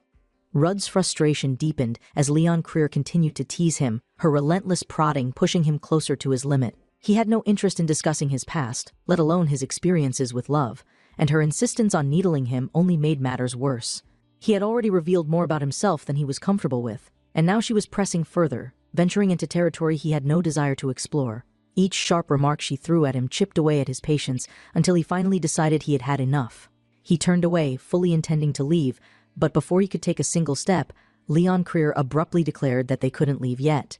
Her sudden change in demeanor caught him off guard. She wasn't teasing anymore. Instead, there was a determined look in her eyes, one that told him she had already decided on something. Without waiting for his response, she revealed that she had changed their plans. The casual shopping trip he had expected was no longer happening. Instead, she was taking him to meet her family, the Dragon Slayers. The realization sent a jolt through Rudd. He froze, unable to immediately process what she had just said. The Dragon Slayer headquarters was one of the most important institutions in the world, home to some of the strongest warriors known to mankind. In his past life, he had never even set foot there, let alone been invited. But more than that, he knew what the future held for that place. Without giving him a chance to argue, Leon Krier dragged him toward the warp gate. Before he knew it, they were enveloped in a surge of energy, transported across vast distances in the blink of an eye. When the light faded, they arrived in Saren, the capital of the Level Kingdom, located in the west. Saren was a city full of life and energy, smaller than the main capital but no less bustling. It was a place filled with warriors, merchants, and scholars alike, all drawn to its unique history and strategic significance. However, according to Rudd's memories, Saren was destined for ruin. In just a few short years, the 7 dragons would attack, their fury reducing the city to little more than a wasteland. That devastating event would mark the destruction of the Dragon Slayer headquarters, wiping it from existence. As they made their way to the Dragon Slayer headquarters, Rudd Donatos couldn't shake the eerie sense of foreboding. He was walking through a place that, in his past life, had already been erased. The buildings, the people, the liveliness, it would all be gone. And yet, here he was, witnessing it all as if fate had never touched it. Their arrival at the headquarters was met with an unexpected reception. The first person they encountered was Harold, the gardener, a man with a kind, weathered face who seemed genuinely thrilled to see Leon Krier bringing someone new. The moment his eyes landed on Rudd, his excitement became overwhelming, and he immediately declared that this was a cause for celebration. He spoke of parties, banners, and feasts, as if Leon Krier bringing home a friend was a once-in-a-lifetime event. Ryan, clearly embarrassed, scolded Harold, but her reaction only made Rudd Donato smirk at her discomfort. The sight of Rion, flustered and defensive, was something he had never thought he would see. Meanwhile, he reflected on how strange this situation was. In his past life, he had never truly had friends. He had always been alone, fighting his battles in isolation, never welcomed anywhere like this. And yet, here he was not just being accepted, but being celebrated. As they entered the headquarters, the reaction from the Dragon Slayers was even more intense. The moment they stepped inside, dozens of warriors turned to stare, their faces filled with shock and intrigue. Leon Krier had never brought anyone home before. To them, this was an extraordinary event, and before Rudd Donatos could even process what was happening, they swarmed him, their excitement palpable. They surrounded him with curiosity, bombarding him with questions, making it impossible for him to respond. Rion, her embarrassment reaching its peak, shoved them away, trying to restore order. Rudd Donatos watched it all unfold with an odd mix of amusement and unease. For the first time, he saw the Dragon Slayers not as warriors, but as a family. They were genuine, loud, chaotic, but most of all, deeply connected. He had always thought of the Dragon Slayers as an elite, battle-hardened group, a force feared across the continent. But seeing them now, laughing and joking, he began to understand why Leon Krier had changed so drastically after Saren fell. This warmth, this closeness, it had been her foundation. And when it was all destroyed, so was she. Rion led him to the drawing room, where her mother, Adeline Krill, the captain of the Dragon Slayers, was waiting. The moment Adeline saw her daughter, her face lit up with excitement, but her joy quickly turned to suspicion as she questioned why Leon Krier wasn't at school. Her first assumption? Leon Krier had punched someone and gotten expelled. Her tone was playful yet expectant, as if this sort of behavior was entirely plausible. Ryan, clearly mortified, insisted that wasn't the case and explained that she had simply wanted to introduce a friend. The words shocked Adeline into silence. Her daughter had never had a friend outside the guild before. The revelation left her momentarily speechless, while another woman in the room, Rihanna, found the situation deeply amusing. With a knowing smirk, she pointed out the irony of Rion, who had near zero social skills, somehow bringing home a friend. As the introductions commenced, Rudd Donatos maintained a proper and respectful demeanor, offering a formal introduction. His name, however, immediately caught Rihanna's attention. She recognized him instantly, recalling his performance during the sparring sessions. She mentioned that he was one of the students worth watching, clearly having taken note of his skills. Her attention then shifted to Henneth, inquiring about her. To which Rudd Donatos explained that Henneth wasn't particularly fond of the magician lecturers she had been assigned. Rihanna, smiling slightly, reassured him that it wouldn't be a problem for much longer, hinting that Henneth would soon have the best teacher possible. Meanwhile, Adeline was still trying to process the fact that her daughter had actually brought a friend home. She was so overwhelmed that she thanked Rudd Donatos repeatedly, much to his discomfort. She then began explaining something deeply personal about Leon Creer, something that made Rudd Donatos see her in a new light. Ryan, she explained, was different from other children. Her sharp senses allowed her to perceive emotions with incredible accuracy, making her highly attuned to people's thoughts and feelings. However, this same trait made it difficult for her to respond appropriately in social situations. She had never been able to form friendships easily because, while she could understand people, she struggled to connect with them naturally. Then, Adeline learned something else. Rudd Donatos was the student whose wrist Leon Creer had broken. This revelation immediately prompted her to scold Ryan, much to Ryan's embarrassment. However, before the situation could escalate, Rudd Donatos stepped in, explaining that he had provoked her first and that it had simply been a fight between two combatants. Adeline, unconvinced, insisted that Leon Creer apologize properly, forcing Leon Creer into an awkward situation. Rudd, feeling increasingly embarrassed, tried to downplay it, but Adeline refused to let it go. Observing all of this, Rihanna couldn't help but comment. She remarked that Rudd Donatos was no ordinary student. She had been watching him closely and had noticed something others had missed: his effortless use of the Steros family technique. More than that, she even mentioned that Abel had wanted to scout him, a fact that took Adeline by surprise. Hearing this, Adeline took a moment to reevaluate Rudd, now seeing him not just as her daughter's friend, but as a warrior with immense potential. At that moment, Leon Creer spoke up again, adding that Rudd Donatos had been teaching her close-range martial arts. That single statement changed everything, heightening their ability to detect and respond to attacks in real time. It was an ability that only the most elite warriors could develop, a skill that demanded extreme control over one's body and mana flow. Seeing Rudd Donatos execute it so naturally sent a shiver down Adeline's spine. This was not something a 17-year-old academy student should be capable of. It was a technique honed by warriors who had fought against dragons for years. Two spectators whispered nervously, watching as Rudd Donatos boldly stepped forward into the ominous battle ring. Weapons clattered onto the preparation table. Rudd calmly selected twin daggers, eyes unwavering despite the growing tension. High-ranking cadets observed quietly, curiosity mixing with disbelief. Nobody expected a freshman to confront the three-headed beast. Rudd dashed across the circular arena, narrowly evading deadly strikes, his movements faster than anyone anticipated possible. After his flawless victory, Rudd appeared confidently, smiling slightly. "These clothes suit you well," someone commented. The white-haired woman smiled confidently, her sharp gaze locking onto Rudd. "Ready for a real challenge?" she asked. Stretching his arms, Rudd replied casually, "I'm thankful. When else could I fight a ranked dragon slayer?" She chuckled softly, adjusting her gloves. "That's the spirit. Just don't die before showing something impressive today." She skipped toward the arena. Behind her, a worried student whispered nervously, "Mother, please take it easy." A sly observer grinned, eyes gleaming with amusement. "This should be interesting," he muttered, watching everything unfold carefully. The audience roared with excitement as Rudd and his opponent took positions inside the grand combat arena. The instructor raised his wooden sword. "Standard rules apply. No deadly strikes, only disarm and score hits. Additionally," he continued, smiling slyly, "if you land a clean hit on me, victory is yours immediately." Rudd nodded firmly, eyes unwavering.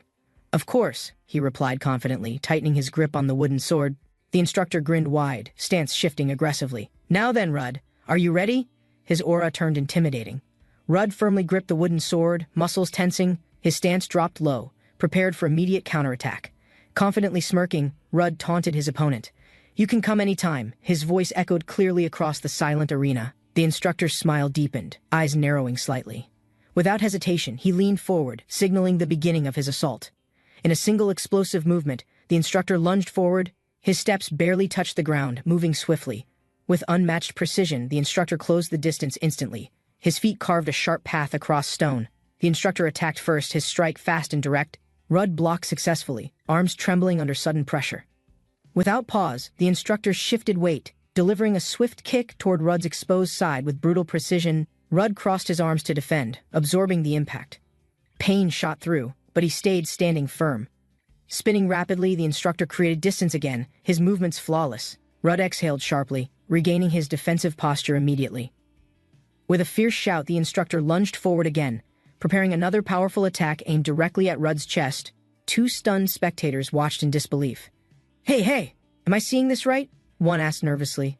High above, another cadet muttered, "That kid is taking on our leader's relentless attacks without falling back?" Observing closely, the instructor admitted silently, "What a surprise. His defense holds stronger than I originally anticipated. For a 17-year-old, his swordsmanship shows remarkable precision. His techniques surpass even trained senior cadets' abilities today." However, the instructor narrowed his eyes. Something felt off. Rudd's breathing shifted, his posture subtly preparing something dangerous. Rudd staggered slightly, his guard weakening. Pain surged through his arms, yet his feet held firm. Above, a senior student sneered confidently.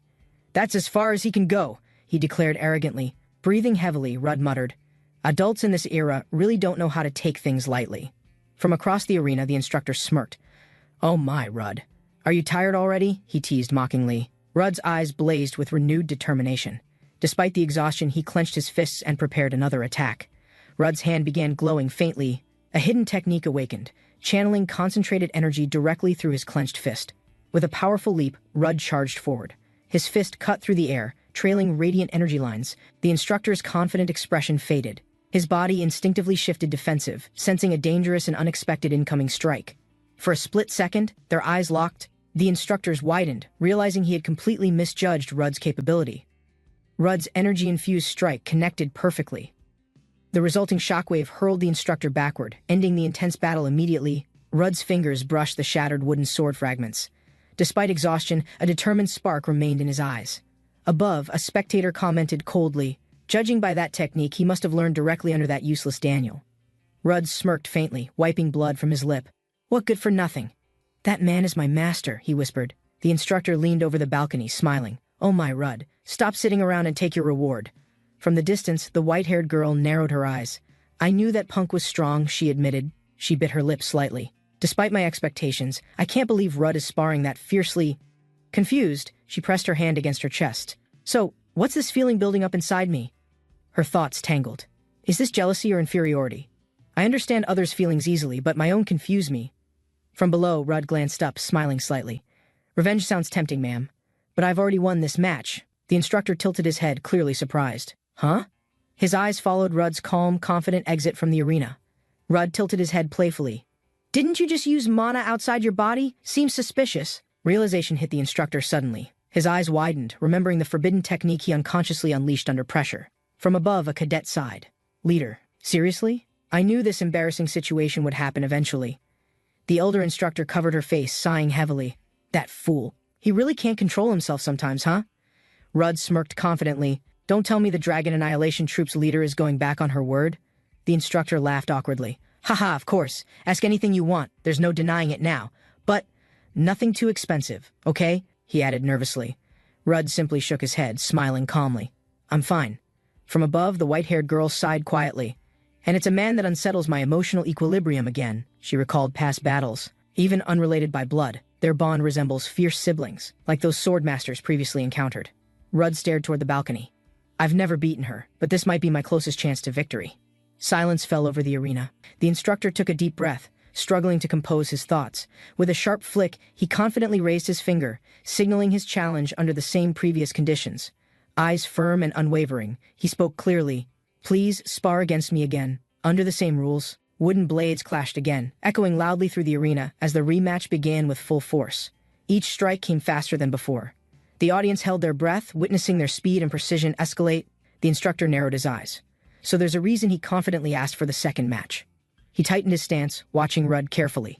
The atmosphere around him, it's nothing like the first round.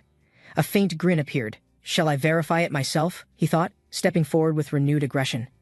The instructor dashed forward aggressively, closing the distance with remarkable speed, his blade aimed directly at Rudd's chest. Mid-charge confusion struck. What the hell? His reaction speed suddenly increased beyond normal human comprehension. Despite the surprise, he pressed on. Still, there's no way he'll completely dodge this final attack. Yet as their weapons crossed, he realized instantly, there's no gap. He's already matching my best movements. Rudd's calm expression didn't change. His breathing's off. This fight's already over. He hasn't realized it yet. Rudd's mind cleared. "You said only experience defines skill. Then watch as I break through limitations now." His eyes sharpened. Mana surged throughout his body. This was the hidden trump card extreme sense activation. Using mana to overload sensory input, Rudd's perception accelerated. Every motion registered precisely within his heightened awareness. He lunged forward again, faster than before. Muscles strained under pressure, but his form remained perfectly balanced. Even back then, I wanted to defeat Leon using this. His final strike headed straight forward. Rudd advanced sharply, his blade aiming directly for a clean hit before his opponent could react properly. The instructor analyzed quickly. He's controlling his breathing perfectly. His movement remains smooth despite tremendous internal strain. I've never seen anyone strike like that while defending their vital areas simultaneously, the instructor thought nervously. He repositioned immediately. Still, it's not like his attack is completely unblockable. I can handle this. But before his thoughts settled, Rudd's strike landed precisely. The echo of victory resounded across the arena. Rudd barely dodged the incoming strike, sweat dripping. His opponent's aggression increased dramatically without any hesitation. A violent clash erupted. Blades crossed fiercely, shockwaves rippling outward, drawing gasps from everyone in attendance. Spectators whispered nervously, "Damn, there she is, the divorcer." "How brutal," one muttered with clear concern. "Come on, aren't you going to counter, or are you just planning to keep running away?" Rudd steadied his breathing, eyes focused. The real counterattack was coming, but at the perfect moment. The instructor clenched his teeth. His next strike would decide everything. He couldn't lose this final exchange. With a loud roar, both fighters charged forward simultaneously, their final moves prepared with absolute focus. "I got her!" the instructor thought triumphantly, seeing an opening just before their blades collided violently. But Rudd twisted his body gracefully. His counterattack flowed like water, redirecting the force with precision. With a final shout, Rudd unleashed his strongest technique, his blade cutting through the air flawlessly. Rudd suddenly released his sword mid-combat, startling his opponent and drawing everyone's attention to his movement. The crowd gasped as energy surged. This wasn't retreat, it was a high-level technique rarely countered successfully. With a confident grin, Rudd pivoted his stance, eyes locked as his opponent rushed to react instinctively. Exploding forward, he ducked low and struck his opponent's ribs with precision, knocking the wind from him. As his rival staggered backward, Rudd readied himself again, momentum fully in his favor with no hesitation. She strike connected cleanly, drawing blood. His opponent had clearly underestimated the risk of closing distance. She assessed quickly his enemy attempted a retreat, likely planning to recover and retaliate with increased strength. With narrowed eyes, Rudd whispered a spell, but paused as he noticed something strange in the air. Confused, he scanned the space his opponent had vanished without a sound, as if erased from existence. She pivoted defensively, feet digging into cracked stone, sensing danger. The enemy was nearby and preparing something big. The enemy emerged from the cracked ground, striking upward with force, catching Rudd completely off guard mid-thought. Rudd realized too late it was the earth tremor technique, executed with fierce accuracy from below his stance. His opponent advanced swiftly, knowing a single moment of disruption could determine the battle's outcome entirely. The punch landed cleanly on Rudd's side, his breath catching from the sudden calculated burst of force. With momentum gained, the enemy lunged forward. Not wasting time, he aimed to end it all now. The attacker stabilized himself, aura swirling around his limbs, preparing to continue the fight without hesitation. Rudd gritted his teeth and forced himself up, pain pulsing sharply through his side and leg. From across the hall, a girl cried out his name, worry clear in her urgent voice. She sprinted toward him, scolding loudly, frustrated that he kept pushing beyond his limits like a reckless fool. She caught her breath and glared, demanding to know why he fought so hard without thinking straight. Rudd smiled weakly, assuring her he wasn't crying and that the fight wasn't truly lost. Confused by his words, she turned to see the opponent standing calmly across the training hall. The opponent took a breath, eyes thoughtful as he absorbed the outcome without bitterness or denial. She looked up and admitted defeat, voice steady, accepting the result with surprising grace and clarity. Gasps erupted around them. No one expected him to concede. The crowd buzzed with disbelief and amazement. The opponent smiled and offered a promise, asking if he should treat Rudd's request seriously now. Rudd stepped forward, voice firm. He didn't need reasons, just wanted a promise for one future moment. "Promise?" the opponent asked, confused. Rudd nodded, wanting trust more than answers, even if it sounded absurd. Still uncertain, the opponent asked why this mattered. Rudd stayed quiet, gaze steady but unwilling to explain. The opponent stared, thoughtful. The silence lingered between them as the girl nearby watched without interrupting. The leader exhaled calmly, a faint smile on his lips as he considered the unusual request. He reached out firmly, vowing as Dragon Annihilation troop leader to uphold the promise without fail. Grinning, he joked about being replaced by the younger generation but welcomed the chance to cooperate. With a playful smirk, he added son-in-law, leaving Rudd and the girl both shocked and speechless. A red sky loomed while dragons rose from twisted realms, their silhouettes blotting out the burning heavens. The wailing dragon emerged, its presence unsettling the balance of light and fear across the distant lands. Urjin, the elusive dragon, would strike next unseen by most, but devastating in each unexpected appearance. Another dragon loomed over the capital, ready to erase everything beneath it without mercy or hesitation. A massive conflict would follow, but despite the fear, this time not everyone would die in vain. Rudd planned carefully. His alliance with the Dragon Annihilation Troop would let him preempt the next attack. He believed warning them early could change the outcome. Even the doomed one's future might shift unexpectedly. Just then, the girl approached quickly, noticing his distracted state and calling out to regain attention. Startled, Rudd snapped back to reality, unsure how to respond without revealing too much of his thoughts. She sighed, frustrated, teasing him about overreacting to a joke others nearby already gossiping and laughing together. She joked again, telling him to relax and stop acting like a prisoner out in public. He replied calmly, saying her mother seemed to like him, which surprised him more than the bruises. Leaning back, Rudd admitted it was worth the punch, his expression softening as he spoke honestly. She asked about his injury. He replied it hurt, but refused to take any medicine again. The carriage arrived at Iridium, final stop. Together, they stepped out under a fading, quiet sky. She asked again if he would come along next time, concerned about his safety and strength. He hesitated at first, giving no clear answer, while she pouted and pressed him for confirmation. She repeated herself, annoyed by his silence, but he casually deflected again with a vague, "We'll see." Noticing her walking beside him, he asked why reminding her the girls' dorm was in the opposite direction. She replied bluntly that she was escorting him instead, mentioning strange rumors circulating through the academy. She shared a strange rumor about a fervent student appearing naked near the dorm entrance at night. Rudd paused, unsure how to react, imagining the bizarre scenario with growing disbelief and secondhand embarrassment. She continued nonchalantly, recalling another rumor about a mysterious blonde girl roaming the Central Park flower field. He blinked, confused and surprised by her casual tone, unsure if she believed any of it herself. Under the moonlight, he leaned in slightly, asking curiously and seriously, "Tell me more about that." Rudd entered the office respectfully, addressing the advisor with a polite tone as he stepped inside. Advisor Lillian Stout acknowledged him, her serious expression not changing as she gestured him toward the desk. Rudd thanked her for the time and said he came with a question about a student. He clarified that he wanted to ask about Lenia Zekine, concerned over her recent behavior shift. Lillian responded plainly it was a small issue, but she had also noticed Lenia's change in attitude. The advisor flipped through documents, her expression shifting as she recalled a growing list of troubling incidents. Rudd called out in concern, but she suddenly stood, declaring that Lenia's behavior wasn't minor at all. Skipping meals, sleeping on rooftops, swimming in fountains and barbecues on rooftops were serious problems in her eyes. Slamming the desk, she cried out in frustration, claiming she'd exhausted every method of guidance and reason. As she screamed Lenia's name dramatically, Rudd awkwardly stepped in, urging the professor to please calm down. The professor exhaled slowly, returning to her seat after the outburst, trying to regain her composure.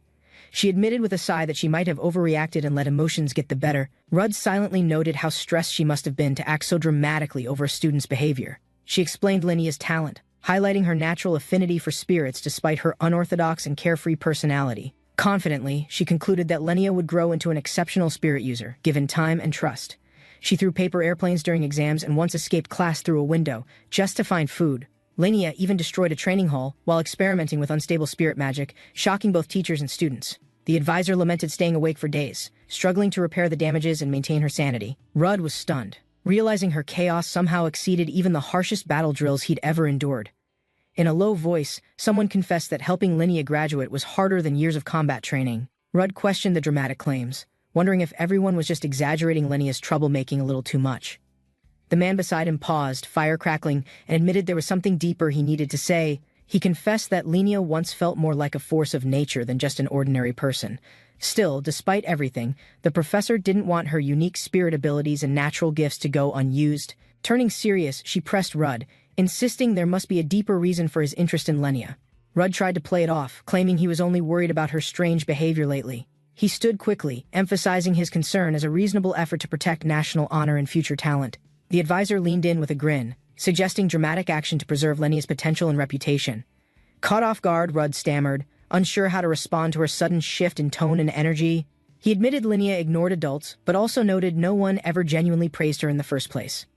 Rudd panicked as the advisor clung to him, pushing responsibility onto him without room to argue. She insisted Lenia wouldn't graduate like this and asked if he planned to just walk away. Rudd hesitated, unsure how to respond. But the advisor declared confidently she was leaving this to him. As a butterfly drifted past the window, Rudd wondered if this moment had already been decided. The butterfly glided into the sunlit sky nearby. Lenia hummed quietly, unaware her life was about to change. Lenia stretched across the grass, eyes closed, enjoying the breeze, completely unaware of the responsibility approaching her. A group of students noticed Lenia lying openly in the field, puzzled by her unusual behavior. They questioned if she was even conscious, watching her nap peacefully without a care in the world. Despite the confusion, one student sighed, admiring her calm appearance under the sunlight as others gathered curiously. Someone joked she looked like the prettiest homeless person, drawing chuckles and nods from the group nearby. Rudd overheard, thinking to himself they weren't wrong. Linnea was half human, half spirit, and completely unpredictable. Rudd approached Linnea, mumbling that she needed to act more human in the human world. Linnea kept dozing, completely unbothered by the world around her or his approaching footsteps and voice. He crouched beside her and shouted, trying to wake her up from her midday nap. She twitched slightly, but then suddenly rolled away with surprising speed and fell into the flower patch. A startled scream burst out as she disappeared into the tall grass, leaving Rudd blinking in silence. Linnea sat up from the grass, confused, leaves in her hair and questions in her eyes. She asked what he was doing there so early, blinking like nothing unusual had just happened. Rudd stayed calm, watching her curious expression as she claimed she'd only been admiring the flowers. He introduced himself formally as Rudd Donatos, a first-year student visiting on behalf of advisor Lillian. Linnea beamed, teasing him for being her junior, then asked casually what business he had today. Rudd handed her a letter. Nervously, he explained it was from advisor Lillian. Nothing personal. Linnea smiled and joked, asking if he admired her because she looked cool or wanted friendship. Rudd grew suspicious. Was she always like this, dodging topics and twisting conversations into unpredictable nonsense? Before he could respond, Linnea shouted something strange and bolted across the field without another word. Flustered, Rudd stood and shouted after her, demanding she take the letter. His task had just begun. Linnea suddenly stopped and asked bluntly what Rudd meant by the strange phrase he just used. Caught off guard, Rudd hesitated before awkwardly explaining that it was just some kind of chant. He brought up her behavior, skipping classes, making messes, saying it'd be sad to see her fail. Linnea tilted her head, surprised, genuinely wondering if she had caused that much chaos without realizing. Rudd reminded her of the destroyed drill hall. Even the person responsible didn't remember the damage. Rudd nervously glanced at her. As she cheerfully recalled the incident, nobody got injured, she said. But Rudd frowned. Injury's not the issue, he muttered. You caused chaos just for your amusement. She waved off his concern. Fine, let's compromise. But why do you keep skipping class? Rudd looked up, confused. Her glasses glinted. Why should I graduate? He asked, genuinely uncertain, surprising her. He stood, gazing at the academy. This place is peaceful. My hometown was always buried in snow. She twirled happily on the grass. I like this place. I'd live here forever if possible. Rudd narrowed his eyes. Senior, do you even understand what Academy Artium is meant for? It's a dragon extermination institution, he said. Graduates become warriors. Many have died beyond these safe walls. She paused, thoughtful. Dragons kill humans. Humans kill dragons. Isn't it natural? Just part of the world? Rudd clenched his fist. Do you actually believe dragons and humans are the same kind of creature? She replied calmly. They are. What makes them any different? Her gaze remained steady on Rudd. Rudd stood silent. Memories returned, flames, screams, and loss. You won't understand, not from your peaceful world. Unlike the academy, he continued, my home had no walls. We lived with death around us. Humans were hunted. Entire villages wiped out. Dragons slaughtered indiscriminately, no reason, no mercy, only destruction. He saw his younger self trembling beside ashes. That's why I became a dragon slayer. She looked at him confused. Why are you angry at me now? She asked softly. Rudd turned away, biting back frustration. Damn it all, he muttered, unable to contain his irritation. I'd rather talk to a wall, he snapped. You're worse than I thought, completely ignorant. She lowered her gaze. I only came because I was curious about my mother's academy. Rudd walked away. Enjoy peace while others die for you. They'll bleed while you wander around carefree. She stood silently, watching Rudd walk away. A sudden breeze brushed past her, cooling her thoughts. She whispered, Dad, hoping for comfort. The air shimmered as a presence began to form. A crystal apparition appeared before her, glowing softly. Yes, my child, it answered in a gentle voice. And she lowered her head. I didn't mean to upset him, I just wanted friendship. The spirit answered, Don't worry. Real connections are built slowly through honesty, not just cheerful words. She smiled brightly. Was it my fault, Father? Her voice was hopeful, seeking honest guidance. And hearing the answer she wanted, she nodded. Okay, I'll apologize to him tomorrow morning. The spirit glowed. Good. And perhaps speak to him sincerely. She looked up. Spirit King Feldra. Meanwhile, Rudd walked aimlessly, lost in thought. His steps were heavy, mind replaying their conversation. He groaned. I meant to warn her, not hurt her. Why is this always difficult with me? Rudd sighed deeply. Regret crept in slowly. Did I just unload everything on a student? He clenched his jaw. I just vented all my anger on a child. That wasn't right. She stared at the ground, eyes wide. His words earlier had clearly left a sharp mark. Rudd thought, my brother might have helped her with warmth, but me? I only know blunt honesty. A shout snapped him back. Rudd, perfect timing, a voice called out amid rising tension nearby. The red-haired girl shouted furiously, how could that girl dare show her face around here again? Her anger grew. She had the nerve to return after injuring someone during their first meeting. The silver-haired girl stood quietly, unfazed. Her golden eyes watched the accusations without blinking or fear. "Get lost, you crazy psycho!" the girl screamed, pointing sharply. The others stood frozen in awkward silence. Rumors of her violent past resurfaced as a student accused her of injuring someone during training. Despite the accusations, her companion remained calm, remembering how much she had changed since that incident. She firmly denied the claims, explaining the situation had been a misunderstanding that was already resolved peacefully. The silver-haired girl revealed she brought breakfast, showing concern and checking if he recovered from recent injuries. Hearing about the injury, the red-haired girl reacted sharply, surprised and worried by the sudden revelation. Rudd scratched his cheek, thinking carefully. He knew speaking up now could change everything that followed. He clenched his fist, staying silent. Tension rose as the other student accused them of serious misconduct. The accuser declared she would report Rudd and his friend for breaking rules and leaving academy grounds. As things escalated, another student grabbed the red-haired girl suddenly, following an order to detain her immediately.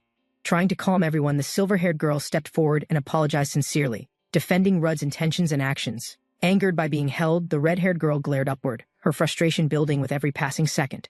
She snapped, slapped the hand away, and demanded her release. Unwilling to accept humiliation in front of others, after breaking free, she slumped down, exhausted physically and emotionally drained from the chaotic confrontation and arguments. Surprisingly, she smiled and suggested they all become friends. Showing sudden warmth that caught everyone off guard, the silver-haired girl hesitated, confused by the shift. She wasn't sure how to respond to that offer. The red-haired girl mocked her opponent with a smirk. Finding amusement in the silver-haired girl's confusion, the silver-haired girl prepared herself, muttering calmly that she might suffer injury, but she wouldn't back down. Before anything escalated, the tall student stepped in, placing a hand on her shoulder to halt things. She paused, then turned away coldly, saying she was done with this and would now be leaving. Without another word, she walked off. Rudd and the others watched silently, uncertain about what would happen next. The red-haired girl laughed loudly, clearly amused by how serious things had gotten just moments ago. The tall boy sighed and commented on her anger, brushing off the earlier tension like it meant nothing. Rudd listened quietly while the upperclassman casually mentioned being forced into morning community service for unclear reasons. With a sudden breeze, Rudd was left standing alone, thinking about everything that had just unfolded. And so, the day ended at Dragonslayer Academy with tension, misunderstandings, and an uncertain road ahead. The lecture ended, and students prepared to leave. The professor reminded them to submit reports next class. Chatter filled the lecture hall as students packed up, voices blending into the hum of casual noise. Rudd reached for his belongings quietly, unaware that someone nearby was already approaching his desk with purpose. Startled by the presence, Rudd turned and greeted the person behind him with a hesitant, polite, "Hello." A blonde girl stood there calmly. Rudd blinked. "Lenia? What is it?" he asked, slightly confused. Lenia cheerfully invited Rudd to join her for lunch. He looked surprised but agreed without protest. Outside, the sky was clear and calm, an ideal setting for the quiet meal they had planned. The grill sizzled with freshly cooked meat. The air carried the scent of seasoned food across the terrace. Rudd sat quietly with a fork in hand, unsure of Lenia's intentions but choosing to wait. Focused and silent, Lenia flipped the meat carefully, showing a rare side of herself, calm, patient, and precise. Lenia smiled confidently while seasoning the grill, clearly enjoying the chance to show off her cooking skills. Rudd watched her work and muttered to himself, confused by how seriously she took the barbecue. Looking around the rooftop, Rudd questioned why they were eating so far from the usual student areas.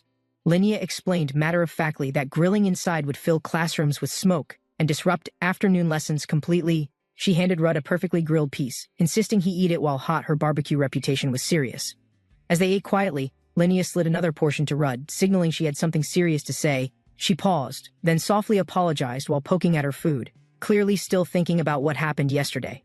Rudd looked surprised by her sudden apology. Unsure how to respond to such a direct expression, Lenia admitted her mistake, realizing Rudd's actions came from genuine concern, not recklessness or selfishness during the mission. She revealed she wasn't fully human, acknowledging that her strange behavior might have confused or unsettled Rudd. Rudd gulped quietly, choosing his words carefully. He knew this moment might shift Lenia's perspective significantly. He spoke honestly, saying he worried because a talented and beautiful upperclassman was struggling to graduate successfully. Rudd encouraged her, saying she could gain respect and friendship by following rules and staying consistent. Lenia fidgeted, surprised by the praise. No one had ever said she was admired or respected before. Rudd wiped his mouth, smiling slyly. He hadn't expected flattery to work so easily on her. Lenia reached out with a bright smile, her mood completely lifted by Rudd's earlier encouraging words. They shook hands across the table. Rudd politely thanked her for the invitation and the thoughtful meal. Motivated, Lenia vowed to attend class regularly and improve her grades, hoping to earn his respect. Rudd affirmed her decision, promising support. But before she could respond further, He added one final condition. Linnea froze mid-sentence as Rudd leaned forward, calmly but firmly declaring he had one specific request first. Linnea casually asked if Rudd would like to meet her father, as if it were routine. Rudd froze in shock, confused by her sudden request, and unsure what she meant by father. Linnea laughed and reassured him with a smile, claiming her father wasn't scary, just a regular person. She added with a flash of pride that her father was actually the king of spirits. In that moment, Rudd was overwhelmed by magical pressure, suddenly trapped inside a freezing crystalline spirit prism. The icy crystal hovered midair, radiating quiet power. Inside, Rudd remained still, watching everything unfold carefully. From within the crystal, a deep voice politely requested Linnea to step away for a private talk. Linnea nodded casually, agreeing without hesitation, and stood up to give them space without asking further questions. She walked away slowly. The rooftop grew quieter as the spirit's attention shifted entirely toward Rudd. Standing and bowing respectfully, Rudd introduced himself to Peldria, the Ice Spirit King, without showing any fear. Rudd's expression tensed as the spirit's voice echoed, asking a question only he truly understood the weight of. He raised his eyes to meet the spirit, silently confirming the truth. He had returned to change everything. The spirit crystal surged with energy, reacting to Rudd's presence and the confirmation of his time shift. Rudd gulped and asked cautiously, wanting to know how the spirit discovered his return to the past. The spirit explained that two worlds, spirit and human, are distinct, but great changes can echo across both realms. Spirits who remain near the boundary lose clarity. Their perception of time and reality slowly becomes unstable. Because he was linked to the realm itself, he couldn't pinpoint Rudd's moment of temporal transition. Rudd looked up at the spirit crystal, gathering his thoughts. As the weight of truth settled in, he sighed and admitted he wasn't special. He simply followed someone else and acted on instinct. The spirit crystal remained still, listening quietly. Rudd accepted that explanations would be necessary moving forward. He offered to recount everything that had happened to humanity from his perspective, not distorted by spirit time. And so, another chapter closed at Dragonslayer Academy. As Rudd prepared to reveal his truth, the spirit sensed a connection. Both the Dragonslayer and the dimensional dragon vanished at the same moment. It suggested that the Dragonslayer Rudd mentioned was likely still alive somewhere, waiting for a return. Rudd's eyes widened. He asked how the spirit could be so sure of that possibility. The spirit explained the dragon wasn't fatally wounded. It retreated, likely to recover instead of facing defeat. It also revealed Rudd's brother, a dragon slayer, was dragged into the dimension alongside that fleeing enemy. Rudd's expression hardened. He gripped the table, realizing just how close his brother's trail might be. The spirit asked if Rudd had searched Santino's Nest, a legendary island rumored to hold lost things. Rudd admitted he hadn't. He needed to prepare. First, stronger enemies and greater chaos were still coming. Determined, Rudd asked the spirit if it remembered when time itself had been reversed in their world. The spirit recognized the event, confirming a dragon had used magic to alter time but hesitated to say more. Rudd pondered deeply. The Spirit King's silence was absolute. Who was this mysterious, time-altering dragon? He sighed, acknowledging that an oath-bound spirit couldn't speak further. He accepted there was nothing more possible. But the spirit wasn't finished. It now had a question for Rudd, one filled with personal pain. The spirit asked what happened before time reversed. How had his daughter lost her life back then? Rudd answered solemnly, revealing the truth. She was killed by the Ice Jade Dragon Nephrin before everything reset. Rudd explained Lennia's fate. She sealed herself inside the Ice Jade Dragon to protect others from destruction. The spirit quietly accepted the truth, recognizing Lennia's smile and sacrifice as a choice made with resolve. He declared Rudd the only one capable of changing fate. Now his daughter's hope lived through him. Rudd admitted his doubts, not even a dragon slayer, but swore to change what he still could. The spirit crystal responded with a powerful crackle, committing to help rewrite his daughter's future alongside Rudd. Rudd sat frozen as the crystal hovered silently. The air pulsed with building magic and intent. With a final crack, the Spirit King spoke. He would entrust everything to Rudd from this moment. A sudden gust hit the terrace. Rudd stood startled as the chair behind him was knocked over. A cold wave surged toward his hand. The spirit's voice echoed gently, assuring him to remain calm. Rudd's eyes widened. The sensation was familiar. He trembled slightly, recognizing the touch of a power he once knew. Rudd coughed violently as spiritual energy surged through him. A shard of spirit power entered his chest. Despite the pain, Rudd understood this shard held power. Accepting it meant protecting Linnea and her future. He staggered back, feet unsteady. The sudden bond formed between spirit and human was dangerously unstable inside him. Rudd shouted angrily, rejecting what happened. He never agreed to a contract or spirit fusion with anyone. His frustration flared. He demanded answers. How could they fuse spirit essence without permission or warning in return? Rudd stood firm, gripping his chest, his body still pulsing from the raw impact of spirit fusion. He gasped for breath as the crystal fragments around him shattered, releasing the lingering energy into air. Furious, Rudd yelled at the spirit, trembling. He believed the reckless transfer nearly ended his life. Unbothered, the spirit calmly replied survival was what mattered. The bond was formed, and now he had access. The spirit's voice echoed no matter where he went. Rudd could now summon its power and guidance. Rudd tried to speak casually, but the crystal spirit blurted out his secret without any hesitation. Both Rudd and the spirit froze in panic as Linnea returned unexpectedly, overhearing part of the conversation. Linnea looked suspicious. She said she only came back because they were taking too long outside. She leaned in closer, her eyes narrowed slightly, sensing something off about Rudd's scent and presence. Linnea remarked bluntly Rudd now smelled like ice, a sharp change from how he smelled earlier that day. Rudd played it cool, joking that her father was easygoing and even let him speak casually. Linnea reacted with cheerful surprise, completely buying his explanation, impressed by how fast they became buddies. The spirit hovered in silence, confused by Rudd's casual attitude and unexpected choice of friendly words. Linnea laughed loudly, praising Rudd's talent for friendship, even with someone from centuries before their time. Rudd smirked, reminding the spirit he still owed payback for inserting a soul shard without permission.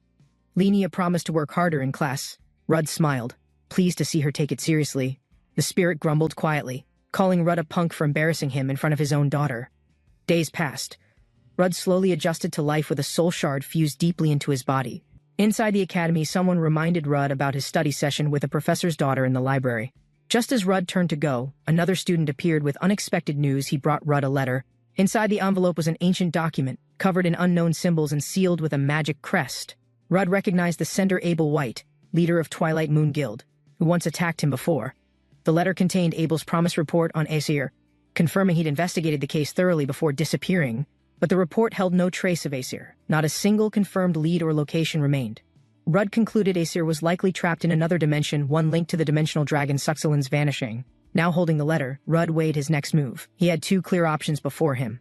Rudd's first option involved tracking unstable mana spikes, but both locations were vast and unexplored by humans. The second path led to Santine's Nest, a place of legends and rumored dimensional tiers between timelines. He admitted both choices were difficult. Tracing faint mana or surviving Santine's defenses would challenge any adventurer. Rudd sighed, wondering if a powerful mage existed who could manipulate space or decode dimensional rifts effectively. The spirit spoke. He remembered a human woman from the past with rare dimensional magic worth investigating. As Rudd entered the library, Linnea suddenly appeared with a bright smile, having sensed him nearby. She proudly declared her intent to study, hoping Rudd would be impressed by her improved discipline. A librarian slammed a book shut, shushing them harshly, reminding them that noise wasn't tolerated in there. Another voice chimed in. It was the red-haired girl, clearly irritated and demanding to know Rudd's excuse. Frustrated, she scolded Rudd for leaving her to supervise the two most chaotic students on campus. Rudd remained quiet while the tension grew. Linnea pouted, feeling misunderstood in front of her peers. The red-haired girl fired back, asking sharply if Linnea had been held back a school year. Linnea snapped defensively, insisting her grade delay had nothing to do with intelligence or academic performance. An awkward silence settled across the library as the group sensed they'd drawn unwanted attention again. Suddenly, Rudd heard a voice in his mind. Was it the spirit or a magical domain? Rudd received the message and acknowledged it quietly. He prepared himself to move toward the next task. He approached the sleeping upperclassman and poked him gently, trying to rouse him without disturbing the others. The student blinked groggily and greeted Rudd, still half asleep. Confused by the sudden need to wake up, Rudd explained briefly he had to step out, and someone needed to keep the group in check. Still dazed, the student muttered in disbelief. They barely knew each other. What reason would they even fight? Rudd gave one last instruction: stop any fighting if it starts, and keep things under control. As he walked off, the red-haired girl shouted after him, frustrated he was leaving already. Rudd explained he was summoned by Professor Guji and promised to return as soon as possible. Linnea cheerfully waved goodbye, while the upperclassman sighed and mumbled about how annoying Rudd could be. Irritated, the red-haired girl snapped when asked about her mood, denying she was angry while clearly seething with rage. Linnea broke the silence, asking why she was being glared at while calmly scribbling in her notebook. She claimed her intense eyes were genetic, and mocked the idea she was being treated unfairly. The red-haired girl fired back, frustrated that Linnea hadn't done any real studying since Rudd left. Linnea challenged her, saying if she got mad over trivial things, friendships wouldn't last long anyway. With a grin, the redhead hit back harder, listing Linnea's flaws including skipped classes and being held back. Linnea quietly seethed, pretending to stay calm while her grip on the pen tightened with restrained frustration.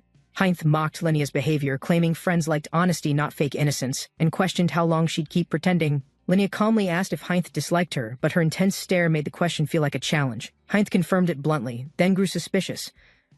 Why was Linnea suddenly glaring at her with such dangerous intent? The tension exploded.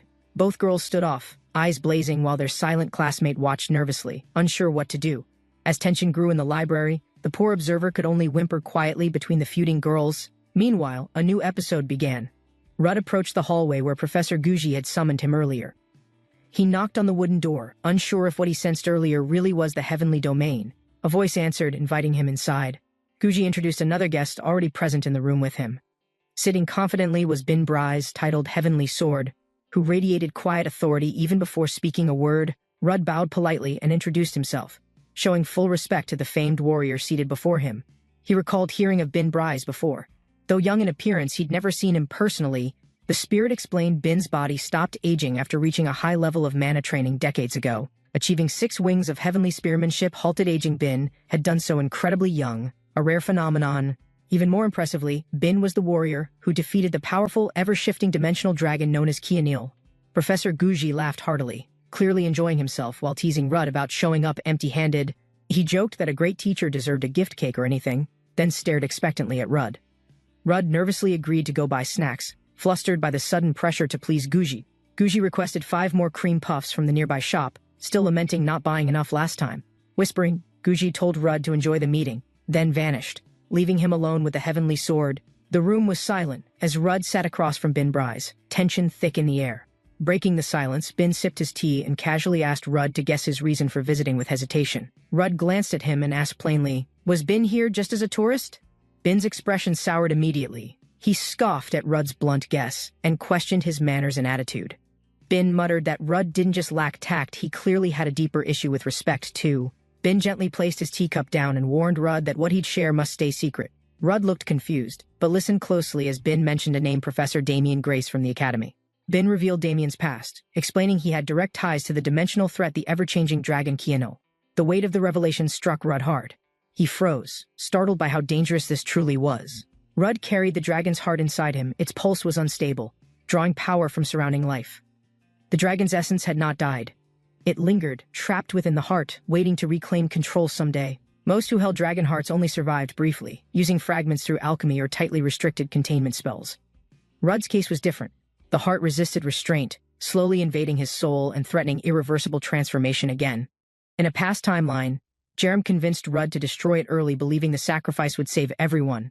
A golden dragon attacked the academy, unleashing destructive magic. No barrier could withstand its overwhelming force. The public only learned fragments. Survivors blamed the disaster on unstable experiments involving captured dragon hearts. Rudd had once been there, powerless, just a student forced to watch as everything around him collapsed. He knew what came next. The academy professors underestimated the threat, ignoring clear signs of resurgence. Rudd listened quietly. He was no longer a rookie, and this time, he wouldn't let history repeat. The professor studied Rudd carefully, knowing the truth he was about to reveal could alter everything. Rudd asked directly why he was chosen to hear this, and not the others around him. The professor answered hesitantly, aware his reasoning carried weight. It was tied to Rudd's origins and past. He mentioned Desol, a ruined land, long abandoned, where Rudd's childhood had ended in ash and fire. The professor explained Rudd survived the ever-changing incident and had every right to learn what was hidden. Rudd sat down across from the professor. The air shifted slightly as formalities gave way to honesty. The professor brought up Damien, noting Rudd's unusual closeness and frequent meetings with the once distant instructor. Rudd explained they'd grown more comfortable.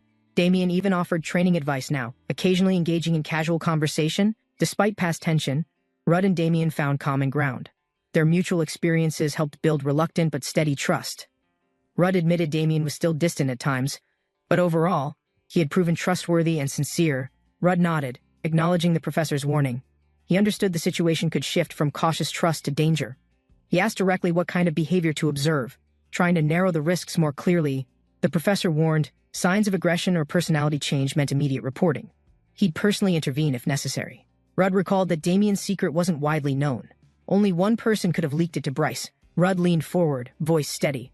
He had one final question for the Grandmaster, something urgent and personal. Rudd suddenly asked if Jerem Duville had made contact, catching the Grandmaster off guard mid-sip. The Grandmaster flinched, clearly surprised by the question. His silence revealed more than any spoken answer could. Rudd continued calmly, stating that Jerem's motives weren't noble. He was a dangerous opportunist, not a friend. The Grandmaster acknowledged the concern, but challenged Rudd, was there truly a better solution than what Jerem proposed? Rudd gave no reply. Instead, his spoon slammed down controlled force, revealing his internal frustration and rising doubt. The Grandmaster crushed his spoon against the plate, declaring that killing Damien seemed like their only option. Rudd lowered his gaze, agreeing logically. It made sense, but emotionally it felt completely and morally wrong. He paused, then admitted quietly it wasn't the right choice, not for Damien, and not for him. The Grandmaster challenged him calmly, asking if Rudd had another solution that could prevent the looming crisis. And then, Rudd clenched his jaw. "I'll have to find one. In the time we have left." The door opened quickly. Footsteps echoed in as someone entered, clutching a red package tightly. A student arrived breathless, handing over the item. "Sorry I'm late, Master. I brought what you asked." The Grandmaster stood immediately, satisfied. Without delay, he announced his departure, cutting the conversation short and unexpected. Before the boy could react, the Grandmaster swiftly grabbed the item and prepared to walk out. He looked back briefly and said, "See what you can do, kid," leaving Rudd in silence. The assistant looked confused as Rudd stood still, silently processing the Grandmaster's cryptic departing remark. "See what you can do." Rudd realized the Grandmaster wanted him to find an alternate path alone. A new day began at Dragon Slayer Academy. Rudd's resolve hardened. He wouldn't rely on anyone else. He searched for Chief Knox in the library, but the room was strangely quiet and empty. Instead, Rudd discovered a torn notebook. Its message hinted at failure, danger, and bloodshed on the rooftop. Rudd sighed heavily, setting down the torn letter. Whatever happened next, he had to stay focused. Just as he gathered his thoughts, a classmate dropped beside him, casually questioning his tense expression. Startled, Rudd jolted upright. He brushed off the question, blaming stress from upcoming exams and mental fatigue. The classmate teased him playfully, suggesting his sudden coldness came from embarrassment or pressure from peer judgment. Rudd flipped open a book, answering flatly, "No, it wasn't about hate. He just needed space." Rudd stayed quiet. His classmate leaned forward, trying to read the emotion buried behind his silence. She apologized for the past misunderstanding. Then, curious, she asked him what he was reading now. Rudd calmly replied, "It was a classified report detailing the ever-changing incident in the Seven Dragons. According to legend, 7 dragon lords were sealed 700 years ago by the first known dragon slayer. The ever-changing dragon reappeared a decade ago, destroying the southern lands in mere days before vanishing." She watched Rudd carefully, wondering if the report had stirred dangerous thoughts or reckless ideas in him. Rudd responded firmly. All of it was about the ever-changing incident and what followed afterward. He joked dryly. Abandoning school for revenge or sneaking south to raid dragons wasn't on his list. Laughing, Rudd made it clear heading south meant suicide. He had no intention of becoming dragon bait. She smiled in relief. Despite Rudd's bitterness, he showed no fear even when speaking about dragons. Rudd suddenly stood with determination. His eyes sharpened. He had made up his mind without hesitation. Startled, she looked at him. His change in tone and posture caught her completely off guard. "I'll gather all the power I need, then I'll destroy the 7 dragons, every last one." He clenched the ancient page, declaring his hatred. No dragon would escape once his strength was enough. With cold clarity, Rudd whispered to himself this was how he would reclaim everything the dragons stole. Rudd envisioned his future self battle-worn and armed, walking forward to erase dragons from the world completely. Then, while reviewing records, she considered the conflicting information surrounding the origin of the ever-changing dragon. Some believed the creature seen during the incident resembled a dragon from history, but wasn't truly one. Rudd dismissed the idea internally. He had already confirmed their existence through first-hand experience and pain. The dragon he encountered 10 years ago caused devastation beyond logic. It matched ancient descriptions too precisely. She sensed Rudd's certainty and grew uneasy, realizing the threat was not myth but confirmed reality. Rudd had already witnessed dragon destruction firsthand. The trauma left him committed to wiping them out. His companion watched him closely, surprised by his resolve and wondering if fear ever reached him. Rudd didn't answer right away. His silence conveyed confidence, not recklessness. He had already chosen this path. She admitted her fears weren't for herself, but for others who might suffer or die again. What scared her most was loss, losing guildmates, friends, or family to another dragon-triggered catastrophe.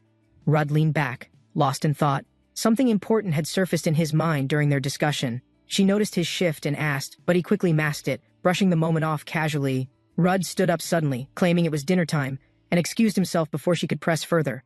She watched him walk away, step steady. Something about his retreat didn't feel casual at all. Panic flared in her voice. She called after him, realizing she wasn't ready to part yet. As Rudd turned to leave, she reached out and grabbed his wrist, halting him with purpose. She declared her intent to support his mission, whether slaying dragons or building something worthy from ruin. Her offer was clear. She didn't care how, she just wanted to help fulfill that purpose. Rudd stared at her, surprised by her seriousness. She offered her strength without hesitation or condition. She stood tall, unwavering. Confident in her strength, she knew her presence could still change everything. She paused before answering. Her voice softened, yet something firm lingered behind her unsure expression. Though nervous, she confessed her intent wasn't strategic or logical. She simply wanted to support him, Rudd questioned her vague reason, teasing that others might misinterpret it as something more personal. She glared sharply, clearly unamused. The tension instantly shifted as Rudd realized he crossed a line. Rudd backpedaled, insisting it was a joke, but she turned away, silently ending the awkward moment. And embarrassed, she blushed deeply. Rudd's comment had struck a nerve she didn't expect to feel. Without thinking, she sprinted away, overwhelmed by confusion and frustration at her own emotional reaction. Panting in the hallway, she realized her retreat had only made things more awkward between them. She slapped her cheeks, trying to reset. Rudd had been joking, so why had she panicked? Despite her denial, her heart thudded. She refused to admit it, but something had clearly changed. Still flustered from her thoughts, she froze as someone suddenly called out and approached from behind. Caught off guard, she fumbled to explain herself, denying anything unusual before a proper question was asked. Her classmate ignored the awkwardness and asked where she'd been. She had already missed too many sessions. Without waiting, the classmate grabbed her arm, determined to drag her back for overdue training evaluation. Her internal storm was paused by force. Duty returned, even as her heart remained unsettled beneath it. The training session began instantly. Her instructor's punch landed hard, signaling no room for hesitation today. Initially, the instructor's goal was strict discipline, testing her reflexes and reactions through relentless physical engagement. But now, the student responded with swift counters, learning through every blow. Instead of just evading them, her footwork caught attention. It wasn't standard academy form, but it was sharp and surprisingly efficient. When her opponent lunged again, she read the movement, shifting her weight to narrowly dodge the strike. She narrowly avoided the strike, ducking fast as her opponent's attack whistled past her head. With instinctive force, she spun and countered, catching the opening left by the previous missed blow. Her opponent raised an eyebrow, surprised. The girl had learned enough to retaliate under real pressure. Seizing momentum, she lunged again, trying to press the advantage, but her timing slipped by a second. The misstep threw off her balance. Her stance wobbled and her footing began to falter quickly. She staggered mid-movement, leaving an opening. The instructor capitalized with a sweeping strike to her side. Despite the impact, she recovered fast, twisting her body and aiming a counterattack with full force. Her opponent blocked once, then delivered another strike, predicting her rhythm and breaking through her defenses again. She cried out as the blow landed hard, sending her crashing down to the training floor. Breathing heavily, she lay stunned. Her body ached, and her pride felt equally bruised for now. After the session, the instructor acknowledged her improvement. Her reactions and movement had noticeably sharpened over time. The girl admitted internally that most progress hadn't come from formal training, but from Rudd's guidance. The instructor already suspected the truth. Rudd had been helping her refine her technique outside official lessons. His explanations focused on survival in real battles, not theory, something she found invaluable after repeated sparring failures. The instructor noticed her flustered expression, realizing their bond was growing beyond training, but said nothing more for now. Without warning, she bolted from the room, overwhelmed. The instructor blinked, unsure what had just happened. Alone in the corridor, she cursed herself silently. Her emotions were interfering with her original purpose. Elsewhere that evening, Rudd sat beneath lamplight, quietly reflecting under a moonlit sky filled with silence. Despite everything, a rare calm surrounded him, brief moments where he could simply feel like himself again. Suddenly, his peace was interrupted by an illusion's teasing. He shouted, irritated by the projection's timing. The familiar crystal entity appeared again, floating beside Rudd with its usual grin, reading his unsettled mood. Rudd acknowledged its presence wearily. He already knew what it would say before it even spoke. It reminded him that admiration, regardless of intent, was still meaningful, especially from someone as capable as Ryan. He stayed quiet. Even if the words made sense, his memories still clashed with current reality. The crystal clarified further. The Ryan from his past timeline wasn't the same person anymore. Under the silent night sky, Rudd sat alone, quietly reflecting on choices that could reshape everything. Rudd overhears a conversation about the written test, with one person complaining about the difficulty ahead. He walks past students discussing the exam and notices one whispering nervously about how hard it is. Rudd reflects on the fact that, since the previous day, Ron has openly criticized his actions. Rudd's thoughts continue. Realizing that the tension between him and Ron is becoming more noticeable every day, annoyed, Rudd cuts the conversation short, refusing to listen to further comments about his interactions with Ron. Rudd watches the water ripple as his thoughts drift. He's focused on winning, not on emotions. Startled, Rudd looks up from the water, noticing someone approaching him and asking about last-minute studying. Rudd is irritated but decides not to answer, brushing off the person's question and continuing his thoughts.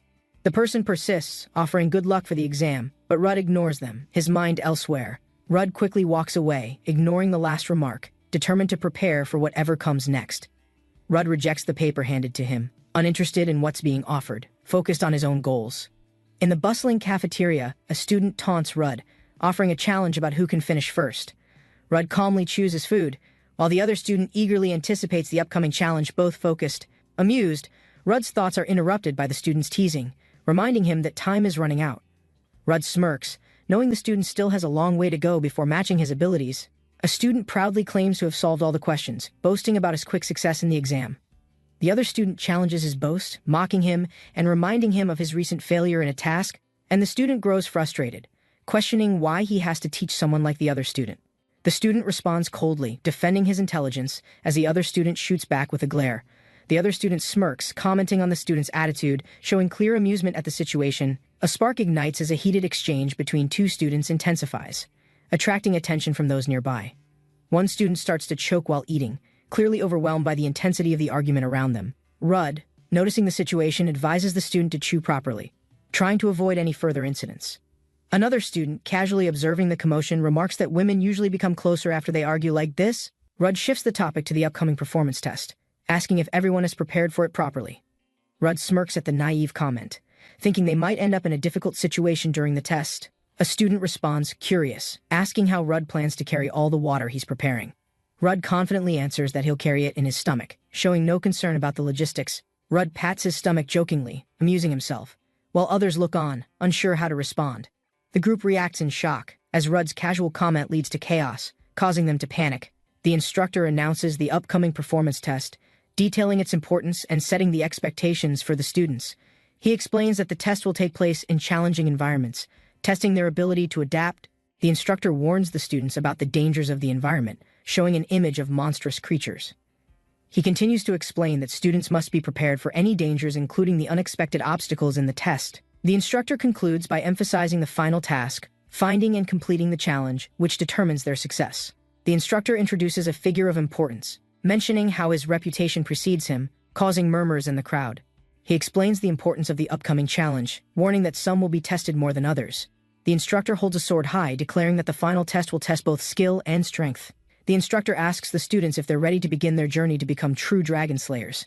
With the signal given, the performance test begins, and the students prepare for the trial ahead. Rudd, deep in thought, assures himself that his actions aren't driven by revenge, but by personal satisfaction.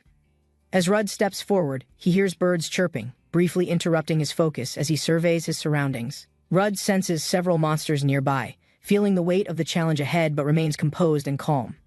He acknowledges that Artyom is a prestigious school, where even the fiercest monsters don't pose a threat. Rudd continues on his path, mindful that if things escalate, powerful professors will intervene using their familiars. Rudd stretches, ready for the next challenge, knowing he can't waste any time during the test. A monstrous creature appears, demanding Rudd's attention, as it readies itself for battle against him. Rudd swiftly moves to counterattack, his focus entirely on the creature, anticipating its next move carefully. The creature reacts with confusion, realizing it has been caught off guard by Rudd's unexpected swift action. Rudd's blade strikes, sending a spray of blood as the creature is injured, weakening in response. Rudd faces the looming monster, realizing he has no choice but to fight and eliminate the threat. He pulls out his weapon, preparing for battle, determined to overcome the creature in front of him. The monster swipes at Rudd, but he quickly dodges, positioning himself for a precise counterattack. Rudd strikes with skill, slicing through the creature's defenses, blood splattering from the deep cut he made. Determined, Rudd mutters to himself, ready to face the creature head-on, pushing forward without hesitation. Rudd prepares for the final strike, tapping his sword against the ground, eyes focused on his target. With a swift and precise motion, Rudd slashes the creature, slicing through its defenses and causing pain. The creature groans in pain, but Rudd's strikes continue, each one landing with deadly accuracy, further weakening it. Rudd looks down, noticing the creature's blood dripping, already planning his next moves as he remains vigilant. He stomps firmly, moving forward, fully aware of the environment. While the surroundings stir with his actions, Rudd stands victorious, bloodied from battle, his expression showing satisfaction as he looks down at his work. Rudd confidently announces that he has found his target, a grin on his face as he approaches. And hearing the rustling, Rudd guesses it's a large creature, preparing himself for the next confrontation. The leaves tremble, and something enormous moves closer, making Rudd tighten his grip in anticipation. A shrill cry fills the air, signaling that the creature is charging towards him, creating tension. Rudd turns in surprise, meeting a familiar face that unexpectedly confronts him, both ready for a fight. Breathing heavily, Rudd turns to the newcomer, confused about their identity, questioning who they are in the moment. The stranger, equally tired, responds with recognition, realizing that Rudd is the one everyone has been talking about. Rudd, irritated, sharply retorts, revealing his identity with disdain, clearly annoyed by the interruption in his focus. The The stranger tries to shift the conversation, urgently warning Rudd about an approaching massive creature, ignoring the tension. Before Rudd can react, a sudden loud crash shakes the air, signaling the arrival of the threat. The creature growls, signaling its presence as it approaches quickly, causing the air around to tremble. Rudd and the stranger turn in unison, both shocked as the massive creature steps forward from the shadows. The creature's eyes lock onto them, the tension rising as it prepares to strike with force. The creature stumbles, and one of the strangers collapses under the pressure, their body unable to stand. Rudd steps forward, his resolve hardening, knowing he must act quickly before the situation worsens. A fierce slash cuts through the air, narrowly missing Rudd as the creature swings at him aggressively. Rudd retaliates, his own weapon clashing with the creature's, sparks flying as both forces collide. Rudd grips his weapon tightly, his determination clear as he prepares to strike back against the beast. With swift precision, Rudd tosses his weapon forward, launching it with incredible force toward the creature's weak spot. The stranger, watching in disbelief, shouts Rudd's name, realizing the intensity and danger of the battle. Rudd dashes forward, wielding his weapon with precision, preparing to unleash his powerful attack on the beast. As he moves, Rudd reflects on how it's been months since he last fought this intensely. He calculates his strategy, acknowledging that while he can't use air slashes yet, he's still powerful enough. With a flash of speed, Rudd strikes, his weapon making contact with the creature, intensifying the battle. The creature roars in fury, its mouth wide open as it retaliates, preparing to fight back. Rudd releases a powerful strike, launching a high-speed attack toward the creature, creating a gust of wind. With a resounding impact, Rudd's weapon sinks into the creature, making a sharp sound as it hits. The creature screeches in pain, its skin splitting, as Rudd continues to strike with relentless force. Rudd moves swiftly, narrowly dodging the creature's retaliation, all while remaining focused on the battle ahead. Rudd wonders if his next move will be enough, preparing himself for the creature's final attempt to strike. Rudd swings his sword with tremendous force, sending a powerful slash through the air, aiming at the beast. The stranger, observing the attack, shouts at Rudd, warning him that even a sword won't break the scales. The stranger urges Rudd to try something more powerful, suggesting using an air slash to concentrate his power. Rudd, unbothered by the criticism, responds confidently, telling the stranger to sit back and watch him succeed. Rudd swiftly prepares for his next move, readying a more focused attack as the battle intensifies. Rudd strikes with precision, aiming his weapon between the creature's scales, hoping to land a critical blow. The creature thrashes violently, screeching in pain as Rudd's weapon finally makes contact with its tough exterior. With every strike, the creature writhes, but Rudd presses forward, determined to pierce its defenses further. Rudd's focus intensifies, and he shouts at the creature, urging it to fall as his weapon swings again.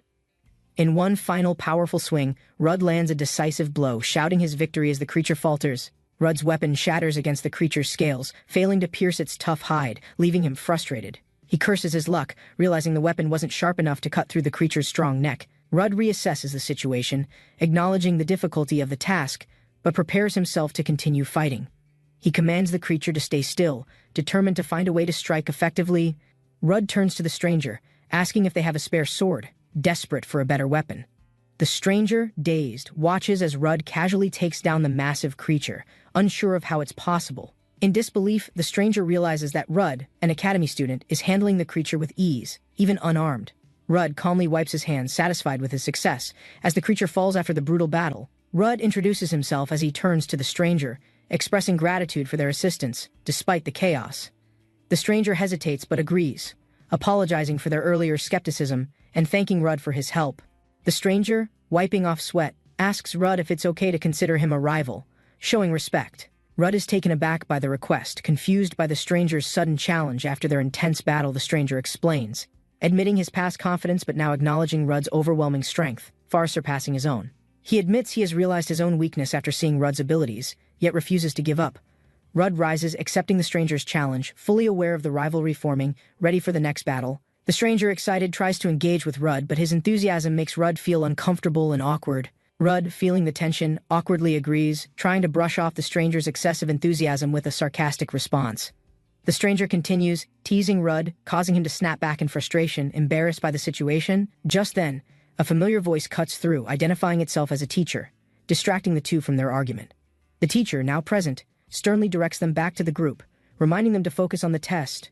A mysterious figure watches from above, their eyes locked onto Rudd and the stranger, observing intently. The figure, clearly amused, smiles to themselves, commenting that Rudd is exactly as the rumors described. The figure, now revealed to be Gerard de Graham, admires Rudd's fighting ability while preparing for their next move. And then, Gerard introduces himself as Aratium's director, showing his authority and interest in Rudd's potential. He climbed the tree, scanning the academy grounds. Observers whispered about his unusual strength and skill. One instructor watched closely, recalling countless reports praising his power. He wondered about the hidden potential. Another elder stroked his beard, marveling how he once defeated an adolescent Terra dragon without help. The younger man nodded firmly, convinced his talent would shine brightest during the academy's upcoming special trials. He landed gracefully, his armor gleaming. He never imagined becoming the academy's most promising dragon slayer. He followed the elder across the field. Each step brought questions about dragons and ancient history. He asked if dragons were truly mankind's greatest threat. His voice carried curiosity mixed with quiet respect. The elder confirmed it, explaining dragons shaped the world's fate. Humans bore deep scars from their reign. A long time ago, humans had no defense. Dragons towered above cities, breathing ruin without remorse. Terra dragons crushed villages with ease. Other dragons ruled the skies. Their cruelty decided life and death. Chains bound the massive dragons. Heroes risked everything to seal their power beneath the shattered earth. Few mages survived fighting dragons. The outcome proved they were incredibly powerful, nearly impossible to defeat. A new group of brave humans appeared. They planned and united to reclaim peace for humanity. 200 years later, the academy trained young warriors. It became a symbol of their achievement. He listened closely, feeling pride. He assured the elder he knew all history and respected sacrifices. Wolves guarded the temple where humans stored weapons. Ancient monsters attacked whenever defenses showed any weakness. He ran, spreading the alarm. Flames consumed halls, screams echoing as chaos began without warning. After fierce fighting, the humans defeated Terra Dragon. Survivors sealed the monster beneath frozen mountain ranges. They used a sword to seal the Terra Dragon forever. That moment marked humanity's greatest freedom. He listened carefully. The elder reminded him many underground threats still remained, waiting to awaken again. The elder gestured towards the arena, reminding he that determination would decide his future strength. He nodded firmly. Together they stepped forward, ready to witness the academy's official trial announcement, and the elder warned him not to lose focus. Many were eager to surpass him today. The bells rang loudly. The tournament's opening marked a new chapter in his dragon-slaying journey, and the students filled the hall, their voices rising. He prepared himself, determined to stand above everyone. Rudd approached the seated student. He asked calmly why someone without weapons joined the tournament today. The red-haired student lifted his head, eyes steady. He seemed ready to answer without hesitation. He declared sparring against stronger opponents was the best way to forge an unbreakable, disciplined body. Rudd sighed quietly, admitting the point. He wondered why he even bothered questioning the obvious reason. He turned his gaze away, already preparing his mind for the next round of challenges, and the tournament bracket revealed Ryan Neal's name. Everyone knew she would be a fierce opponent. The red-haired girl smirked, eager to witness Ryan's power. She waited impatiently for the matches. She yelled across the hall, demanding her friend not embarrass himself fighting someone as skilled as Ryan. The red-haired boy shifted nervously.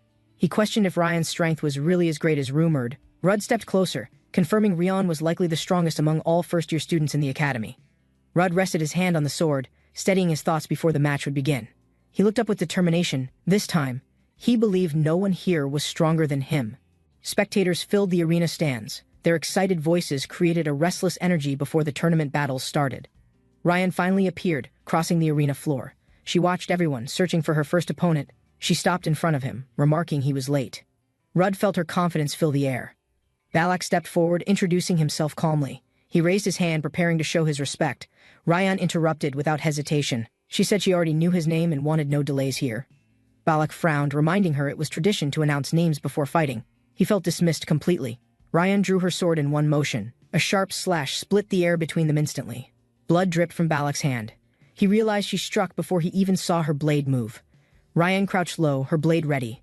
She shouted her name, daring him to be satisfied now. Balak smiled slightly, recognizing her fierce spirit. He accepted her strength without any doubt or resentment. He declared she was strong enough to face him properly.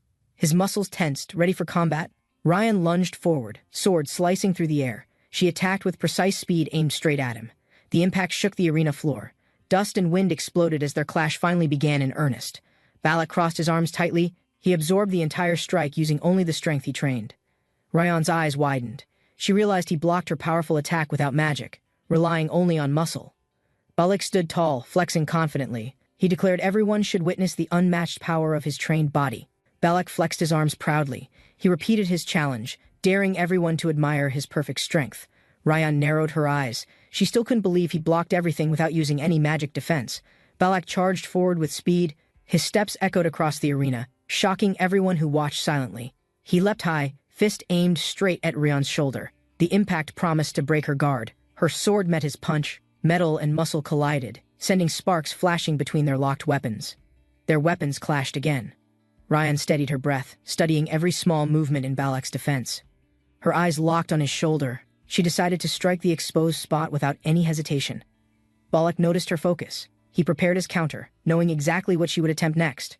Rion swung her sword with full force, convinced her attack would finally break his unyielding guard. A sudden rush of air surrounded Balak. Rion realized too late he had baited her attack. Rion's blade struck nothing. She realized too late her target had never planned to dodge. Balak moved in close. She understood now he lured her forward to break her perfect balance. He ducked under her arm. His shoulder drove hard into her side with unstoppable force. Rion gasped in pain as Balak's hit landed. The impact echoed through the silent arena stands. Balak's muscles tensed again. He prepared his next move before she could recover from the blow. Rion dashed backward, widening the distance. She studied Balak's stance, searching for a way inside again. She wondered how a body that size could endure her strikes without flinching or losing focus. Rion slowly sheathed her sword. Her eyes stayed locked on him, preparing for a decisive attack. Balak felt pain spreading through his ribs. Even her basic punches carried incredible weight and force. Rion exhaled sharply. Power gathered around her as she readied her true technique without hesitation. Balak's muscles expanded with force. His body glowed as he unleashed every ounce of hidden strength. He roared confidently, declaring no blade could ever pierce the body he had trained relentlessly. Rion's eyes widened in shock. She felt the pressure rising and knew she underestimated his resolve. Balak leapt forward in a blur. The air cracked around him as he closed the distance. With a powerful swing, Balak drove his fist toward Rion, determined to end the battle instantly.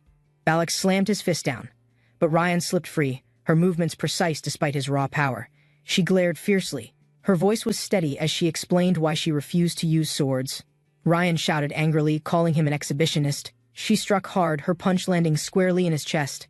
Balak's eyes widened in surprise. He hadn't expected her counterattack to be that fast and controlled. He clenched his fist again. Even he admitted her speed was beyond any opponent he faced. Rion's punch crashed into Balak's jaw. He realized too late her earlier strike was a feint. His body flew backward, slamming hard against the arena wall. Dust billowed around his falling form. Balak staggered to his feet. He admitted her strength was far greater than he ever expected. Rion narrowed her eyes, declaring she would unleash her full power to finish their duel properly. Balak took a deep breath, muscles tensed as he prepared to meet her final, decisive attack. Rion's final blow struck hard. Lightning crackled around Balak's body as his strength finally reached its limit. He collapsed forward, gasping. His hand clawed at the floor, refusing to surrender even when beaten. A judge announced Balak's disqualification. The crowd murmured in confusion, unsure why the match ended so suddenly. Balak protested angrily, declaring he disagreed with any rule that punished him for showing his true form. The judge scolded him firmly. Nudity, he reminded, was not an art worthy of this arena. The crowd applauded Rion's victory. She glanced up, her golden eyes scanning the audience calmly. Rudd stared back without speaking. He measured her composure, impressed by her focus after such effort. Rion's gaze locked onto him briefly. Her expression remained unreadable as she turned away to leave. Rudd exhaled. The red-haired girl whispered they should never admit knowing someone that shameless in public. She reminded Rudd their match was next. He nodded, feeling the pressure rising in his chest. And Rudd flinched when she spoke. He hadn't expected her to be so serious about fighting. He nodded quickly, smiling awkwardly. She looked determined, refusing to be underestimated or taken lightly today. She stepped forward with purpose. Her eyes locked on him, promising she'd give her best effort. Then, Rudd watched her cross the arena. He silently recalled everything he'd heard about her past strength. Hennet Hepli, the Flame Witch. One day, she would become the strongest pyromancer in history. Hennet spent countless nights studying magic books. Her determination built the foundation for her legendary reputation later. She earned respect with creative spells and precise thinking. Still, one trait defined her more strongly. Hennet sighed, flames fading. She admitted she thought she could at least hold her position longer. Sitting among scorched marks, she realized she had been thoroughly defeated without any chance to counterattack. Rising slowly, Hennet declared next time she would fight harder and prove her true strength completely. Rudd stood proudly as the judge announced his victory. The crowd erupted in cheers and applause. He calmly praised her timing but pointed out her lunge still needed more training to improve accuracy. Hennet glared at him, annoyed by his confidence. She hated how he always sounded so certain. She crossed her arms, demanding he teach her dagger skills instead of criticizing from a distance. Rudd shook his head, smiling faintly. He insisted she could learn everything perfectly fine without him. Hennet called out to Rudd, surprised by his distant look and sudden change in his expression. He turned to face her silently. For a moment, she wondered what he was thinking exactly. Rudd said he had somewhere to be. He rushed away without explaining anything or looking back. Hennet frowned in confusion, clutching her arm. She wondered what was happening between him and Ryan. Rudd overhears a conversation about the execution of a boy connected to the Dragon Slayers Association. And then, he turns, looking frustrated and confused, not wanting to be involved with such matters. A voice calls out to him, reminding him of his own actions, blaming him for avoiding confrontations. Rudd reluctantly admits to avoiding conflict, but there is a deeper reason behind his hesitation. His inner tension builds, and a figure walks away, unaware of the looming confrontation about to unfold. Rudd stands, feeling the weight of the situation, unsure of why this confrontation is necessary. The frustration builds within him as he questions his competitor's hostility, unable to grasp the motive. The exhaustion shows on Rudd's face as he wonders why he has to engage in this battle, and the girl nearby watches Rudd, noticing his hesitation, and calls out to him in frustration. Rudd turns, startled by the interruption, and looks at the girl, confused about her actions. Rudd walks through the corridor, clearly irritated, muttering that what he does is none of anyone's business. The girl catches up to him and bluntly announces she's his opponent for the upcoming final match. Rudd stops in his tracks, not interested in fighting, and states that he doesn't care about the prize.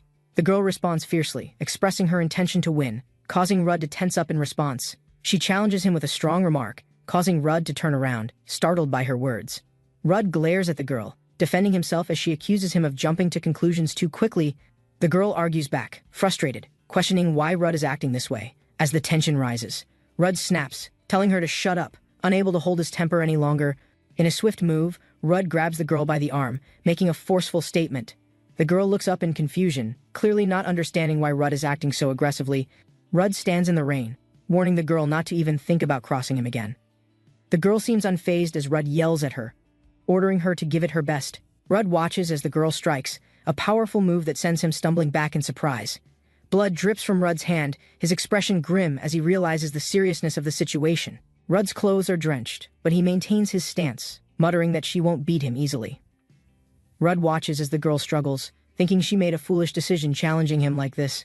The girl stumbles, causing a splash as she falls into the water, her strength faltering. Rudd calmly prepares for what's next, his expression unchanged as he faces his opponent without hesitation. The girl pushes forward, but Rudd's disinterest shows as he mutters he's lost interest in this fight.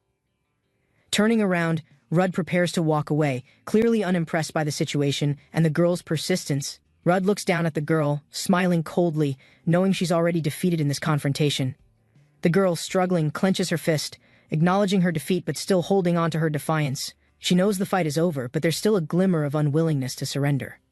The girl slaps his hand away forcefully, demanding Rudd let go, her anger boiling over. With a glare, Rudd coldly asks what's wrong with her, completely unfazed by her actions. The girl sighs, reflecting on the past, remembering how detached and distant Rudd seemed during their earlier encounters. She continues, recalling her constant struggle to find a way to surpass Rudd, who never noticed her. She accuses Rudd of doing nothing but chasing after revenge, a path that consumed his focus completely. The girl vents her anger, calling Rudd a genius, the one standard she could never overcome. As she stands in the distant starry space, she slams her fist, unable to accept Rudd's actions. Rudd squeezes his fist tightly, struggling with his emotions as his frustration with the situation builds. A voice calls out to him, but Rudd quickly turns away, unwilling to engage in conversation. The voice urges him to wait, asking for some time, but Rudd is determined to be alone. Rudd walks away, ignoring the request, his posture cold and resolute as he heads toward the horizon. A distant glance is cast behind him, and Rudd's eyes harden as he shuts out everything. The announcer declares Rudd Donatos as the winner, but murmurs of doubt quickly follow among the audience. A group of students gossip, speculating if the girl Rudd faced got scared or simply fled. Rudd overhears the gossip and asks if this was truly her decision, his voice laced with doubt. He turns toward the exit, challenging someone named Ron Cravel, daring them to try and avoid him. With a steady pace, Rudd walks confidently toward the doors, his steps echoing through the arena. The girl sits alone in the forest, her expression hardening as she silently vows not to let go. She looks determined, her grip tightening, refusing to allow Rudd to escape this time around. The night was calm as leaves rustled quietly under the soft glow of a bright full moon. A thoughtful figure wondered if the additional test included in the event was really necessary tonight. The person sat alone, contemplating the challenge, feeling uncertain yet determined to face whatever awaited ahead. Suddenly, sharp eyes flicked open wide, sensing an unexpected presence approaching silently in the dark garden. Another figure appeared abruptly, demanding to know how the first had managed to arrive unnoticed there. One person often visited the other's place late at night, believing they could overcome any challenge. The night's atmosphere grew tense as a cold breeze swept through the quiet outdoor training area.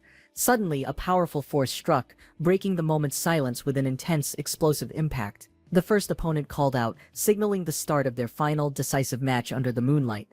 The other questioned how the fight had progressed so quickly, struggling to keep up with speed. One insisted the other had no chance to win the upcoming, very important match tonight. The younger figure reacted quickly, unsure if the older's confidence was justified or simply bravado. The question lingered in the tension-filled air, challenging the belief about who really held the edge. Suddenly, a sharp no interrupted, signaling absolute determination and refusal to surrender despite obstacles faced. The waiting reached its peak as the final battle's opening moves began, swift and powerful. The intense battle raged on, each moment stretching longer as the fighters pushed past their limits fiercely. Neither wished to inflict harm, yet survival demanded they fight with unwavering resolve and sharp focus. Blows clashed fiercely, sparks flying, as both combatants refused to yield or show any weakness today. Exhaustion weighed heavily, but their spirits stayed strong, fueled by desire for victory and pride. The final exchange promised to decide everything, leaving both warriors breathless in the cold night air. The clash of their powers unleashed a brilliant flash, each striking with precise strength and skill. One combatant faltered slightly, questioning their speed and tactics against such a relentless, fierce opponent. The battle intensified, energy swirling sharply, as neither side gave an inch under the heavy pressure. One questioned if their defense could hold against this sudden, powerful assault thrown without mercy. Both warriors locked eyes, prepared for the next exchange, driven by determination to dominate completely. One fighter insisted the other prove themselves by attacking decisively, challenging their resolve without hesitation. Energy surged suddenly, cracks of power unleashed fiercely as the attack struck with overwhelming intensity. The defender braced and countered with skill, absorbing the force while preparing to retaliate quickly. During a brief pause, exhaustion crept in, causing doubt about lasting through the fight's escalating violence. The air thickened with tension as both fighters readied themselves, knowing the battle's end approached fast. One fighter decided to accelerate, launching forward quickly to uncover the opponent's next move without delay. The challenger evaluated the situation carefully, considering the potential consequences of a risky but necessary attack. Suddenly, an intense strike landed, forcing a swift reaction to avoid serious injury or disadvantage. The defender narrowly escaped damage, using speed and skill to maintain control in the rapidly shifting fight. Both warriors prepared for the next exchange, tension rising as each calculated the critical moment to strike. One fighter launched a sudden, swift attack aiming to overwhelm the opponent with unexpected speed and skill. The other reacted instinctively, defending while searching for an opening to counterattack and regain control. Their moves clashed vigorously as both continued exchanging blows, neither willing to yield or lose ground. Suddenly, the defender executed a surprise maneuver, catching the attacker off guard and forcing hesitation. Both stared, stunned by the unexpected turn, their determination intensifying as the battle reached critical moments. He lunged forward swiftly, aiming his sword at the enemy, but the opponent's footwork was unpredictable. The attacker's grip tightened fiercely on his saber, struggling to keep control amid the frantic movements. Suddenly, his sword slipped from his grasp, clattering loudly onto the ground with a sharp metallic sound. Without his sword, he felt powerless, frustration growing as he realized he couldn't defend himself effectively. Even desperate, he couldn't wield the weapon properly, leaving him vulnerable against the relentless and skillful opponent. She focused intently, her grip firm yet gentle, unwilling to lose control despite the tense standoff. The warrior's confidence remained intact despite the chaos, refusing to give up or admit defeat. Quick reflexes allowed the attacker to evade the sudden strike, narrowly escaping the deadly swing's force. He recognized his foe's strength but knew his own skills weren't enough to overpower her yet. Determined to improve, he gathered strength, ready to push himself beyond limits during the next encounter. The strike landed cleanly, but the warrior's mysterious mark did not fade, lingering with strange persistence. Confused, he watched the glowing mark stubbornly remain, refusing to disappear despite his countless efforts. She explained calmly that certain wounds leave lasting impressions that cannot simply be erased or ignored. Deep down, he respected her knowledge but felt uneasy about the invisible burden weighing on him. Despite uncertainty, he resolved to endure, knowing that some battles leave scars impossible to forget. She raised her sword high, channeling fierce energy, preparing to unleash a powerful and devastating attack. He stood firm, gripping his weapon tightly, ready to confront the dangerous assault without backing down. The clash erupted in a blinding explosion of force, shaking the ground and filling the air with intensity. The powerful strike hit the ground, sending a wave of energy rippling through the battlefield fiercely. He clenched his fists, feeling victorious. The crowd around him erupted in approving cheers and admiration. Across the field, his opponent's eyes narrowed, determination burning intensely beneath his calm and focused expression. Suddenly, a strange light flickered, catching everyone's attention, making the atmosphere tense and unpredictable. The radiant energy surged forward, unleashing a blinding force that challenged the victor's claim fiercely and suddenly. He launched a fierce counterattack, water swirling violently as he focused all his strength on the strike. The attack crashed down, drenching the battlefield and forcing the opponent to stagger under the pressure. He narrowed his eyes, refusing to lose despite the overwhelming force pushing him to the edge. Seizing the moment, he dodged swiftly, preparing to deliver a powerful retaliation that would surprise everyone. An intense surge of energy erupted from his weapon, illuminating the field with a brilliant, unstoppable light. He realized his own limits had finally been reached, no longer able to overcome the challenge ahead. The overwhelming attack struck, crashing around him like a tempest with unstoppable power and force. Despite the damage, he knew that his belief in protection had been his greatest strength. Slowly, he caught his breath, gathering his strength while keeping his resolve firm against defeat. Standing tall, the victor approached calmly and declared the outcome without any hesitation or doubt. He asked quietly if the victory brought any real satisfaction after all that had been endured. Doubts filled his mind, struggling with the thought that betrayal had marked his entire past life. His grip tightened on the knife, conflicted emotions swirling as he tried to find some meaning. Frustrated, he admitted defeat to himself, feeling that all efforts had become completely meaningless. Despite his tears, he pushed forward, confronting the harsh emptiness that haunted him deep inside. She confronted him, upset that he forced her to fight without revealing his true intentions beforehand. He walked steadily forward, questioning how she could call their struggle meaningless after everything they endured. His expression hardened, cold resolve flashing through his eyes as tension filled the charged air between them. Without hesitation, he launched a precise, powerful strike aimed to end the conflict decisively and swiftly. She reacted quickly, dodging the attack with skill, ready to counter and continue their fierce battle. She yelled angrily, accusing him of pushing her to the point of losing control in frustration. Her voice cracked with emotion as she confessed she couldn't stop herself from fighting back fiercely. He stood silently, admitting with a sigh that he felt compelled to act this way reluctantly. She challenged his earlier claim, insisting the fight wasn't meaningless and that much remained at stake. Silence fell between them, the weight of their shared pain creating a heavy, uneasy, quiet moment. She insisted her actions weren't for him, but for someone important from her past, she couldn't forget. He nodded slightly, telling her not to lie, though he was still struggling to understand everything. She denied responsibility for what happened, hinting that others played roles in shaping their current conflict. He blinked in confusion, trying to grasp what she meant, questioning everything he thought was true. Suddenly, he recalled memories of shadows manipulating events beyond his control, feeling trapped by unseen forces. She explained the reason behind the conflict: his soul overlapped with someone else's mysterious shadow. He slammed his hand down in frustration, demanding why she never told him such an important truth. Lightning crackled as she moved swiftly, accusing him of betraying her so easily without justification. She revealed a secret she had been hiding for a long time, what she had always known. With tears in her eyes, she admitted she already knew everything about his hidden past and pain. The two brothers sat quietly outside, the leaves gently falling as the sun began to set behind them. One brother glanced up, thinking deeply about the moments they had shared in recent days together. A firm hand grasped the other's wrist, revealing a deep connection stronger than just sibling bonds. The younger brother's expression softened, confessing his long-held feelings that had quietly grown over time. The older brother silently reached out, accepting the unspoken truth and the vulnerability between them. The silver-haired figure glared intensely, her eyes filled with determination and an unyielding resolve. Shadows swirled around her as she prepared to unleash a powerful attack with swift, precise movements. The younger brother dodged quickly, feeling the force of the attack narrowly missing him in the dark. He tried to explain his intentions, desperate to make her understand the truth behind his actions. His older brother watched silently nearby, frustrated and confused by the unfolding dangerous confrontation. She walked resolutely, her voice steady as she confronted the truth that followed her everywhere. She recalled the constant support and the promise to stay close no matter the obstacles faced. The soft sunlight fell on the empty bench, memories lingering in the quiet space left behind. Confusion clouded her eyes briefly, wondering what deeper meaning was hidden beneath the quiet words exchanged. Night fell and he stood alone under the moonlight, burdened by words left unspoken, uncertain yet determined. She challenged his confusion, questioning his intentions as tension grew between them under the shelter of night.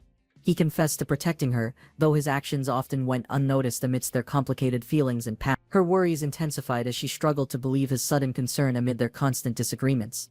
Frustration rose in his voice as he demanded silence, trying to keep peace despite his own doubts. She confronted him fiercely, reminding him that his actions left scars no apology could easily heal. Under the full moon, he revealed harsh truths from his past, revealing bitterness that still lingered deeply.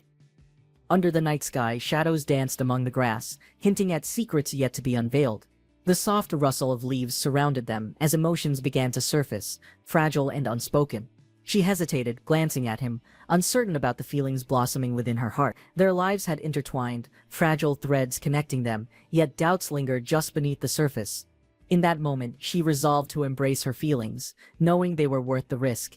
He grinned confidently, aware of the power he possessed, teasing her about her own hidden potential. As energy crackled around him, she watched, captivated, sensing the immense force he controlled effortlessly. He explained the risks involved, revealing secrets about powers that had long been hidden from her. She listened intently, eyes widening, realizing the significance of what being connected to him truly meant. With newfound determination, she resolved to explore her own abilities, eager to embrace the extraordinary. She struggled with doubt, feeling overwhelmed by the expectations placed upon her by everyone around. He sensed her hesitation, encouraging her to recognize her strengths and accept the journey ahead. With a calm demeanor, he assured her that it was okay to embrace her true self. Conflicted emotions swirled within her, yet his words ignited a spark of hope and determination. Together, they stood beneath the stars, ready to face challenges, forging a bond that felt unbreakable. Surprise reflected in her eyes as she realized the strength hidden within herself, barely acknowledged. He explained how she had demonstrated incredible skill during training, even when she doubted her abilities. She began to understand the potential she held, feeling a rush of excitement and empowerment. He encouraged her to trust herself, reminding her that true strength comes from believing in one's ability. Inspired, she nodded firmly, ready to embrace her journey, determined to discover who she truly was. A sudden rush of energy surrounded them, awakening deeper emotions and stirring uncharted feelings within her. He paused, words hanging in the air, revealing his true self, the essence he had shielded. She sensed the vulnerability in his voice, realizing that he too had battled internal struggles alone. Conflicted yet drawn closer, she understood their paths were intertwined, urging her to reveal her truth. Determined, she answered his unspoken question, ready to confront her feelings, courageous and open to destiny. She hesitated, torn between her fears and the urge to express the truth, lingering in her heart. His gaze remained steady, searching her expression for answers, hoping she would reveal her hidden emotion. As silence stretched, she felt the weight of their moment hanging in the air, electric and charged. Gathering her courage, she finally spoke, acknowledging the connection and the feelings that entwined their fates. His expression shifted, realization dawning as he understood their bond was stronger than either had realized. She felt a surge of frustration, trying to convey her feelings, but words seemed to escape her. His worried expression confused her, yet she knew it was time to reveal her true emotions. As tension built, she took a deep breath, intent on breaking the barrier that separated them. Suddenly, a realization sparked within her. Her feelings were stronger than her fears, demanding honesty and clarity. With newfound resolve, she shouted out her truth, breaking free from doubt and embracing what mattered most. He stepped forward, urgency in his voice, contradicting her doubts and encouraging her to trust herself. "This is your moment," he urged, hoping she'd see that vulnerability could lead to deeper connection. As she hesitated, he reassured her with a gentle gaze, silently promising to support her no matter what. The air between them felt electric, anticipation building as they inched closer to an unbreakable bond. With a flutter in her heart, she realized this was her chance to embrace true intimacy. The sudden touch sent shockwaves through her, feelings she'd long suppressed now surging to the surface. Confusion flickered in his eyes, worried about how to handle the unexpected depth of the moment. Gathering himself, he reassured her, wanting to clarify that he was here to support her, no judgment. She sensed the sincerity in his voice, realizing he truly cared about her feelings and their bond. Taking a deep breath, she decided to embrace the moment and share her true emotions with him. He looked at her, frustration bubbling up, urging her to acknowledge the truth behind their connection. "Why do you always dodge the issue?" he questioned, his concern for her evident in his voice. She felt the pressure of his words, realizing he was right. Avoiding the truth wouldn't change anything. In that moment, she understood it was time to confront her feelings head-on and embrace vulnerability. With determination, he declared they needed to face their emotions honestly, promising to support each other fully. Frustration surged as she faced him, unable to articulate the whirlwind of emotions overwhelming her heart. In a sudden burst of passion, she demanded silence, feeling the intensity of the moment engulf them. The air crackled with tension, their feelings unresolved yet palpable, drawing them closer with unspoken words. As they stood inches apart, the vulnerability in her gaze signaled a readiness to confront their truth, With determination, she realized the necessity of addressing her feelings openly, urging him to understand her perspective. She felt the weight of her past pressing down, realizing it shaped her reluctance to fully embrace love. Uncertainty clouded her thoughts, worried about how their relationship could change if she revealed her true feeling. His expression shifted as he processed her words, acknowledging the depth of their complicated relationship dynamics. Sensing the urgency in the moment, she braced herself to confront the barriers defining their connection. With determination, she reached out, knowing this was the moment to break down the walls between them. As they leaned closer, the world around them faded away, leaving only the electricity of the moment. Her heart raced, anticipation building as she felt the connection between them grow stronger than ever before.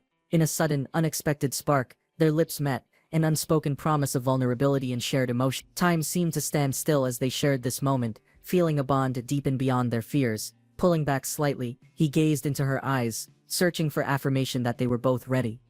Under the starry sky, she expressed her feelings openly, her heart racing with newfound courage. The atmosphere thickened as the siblings faced each other, emotions swirling amidst unspoken challenges and expectations.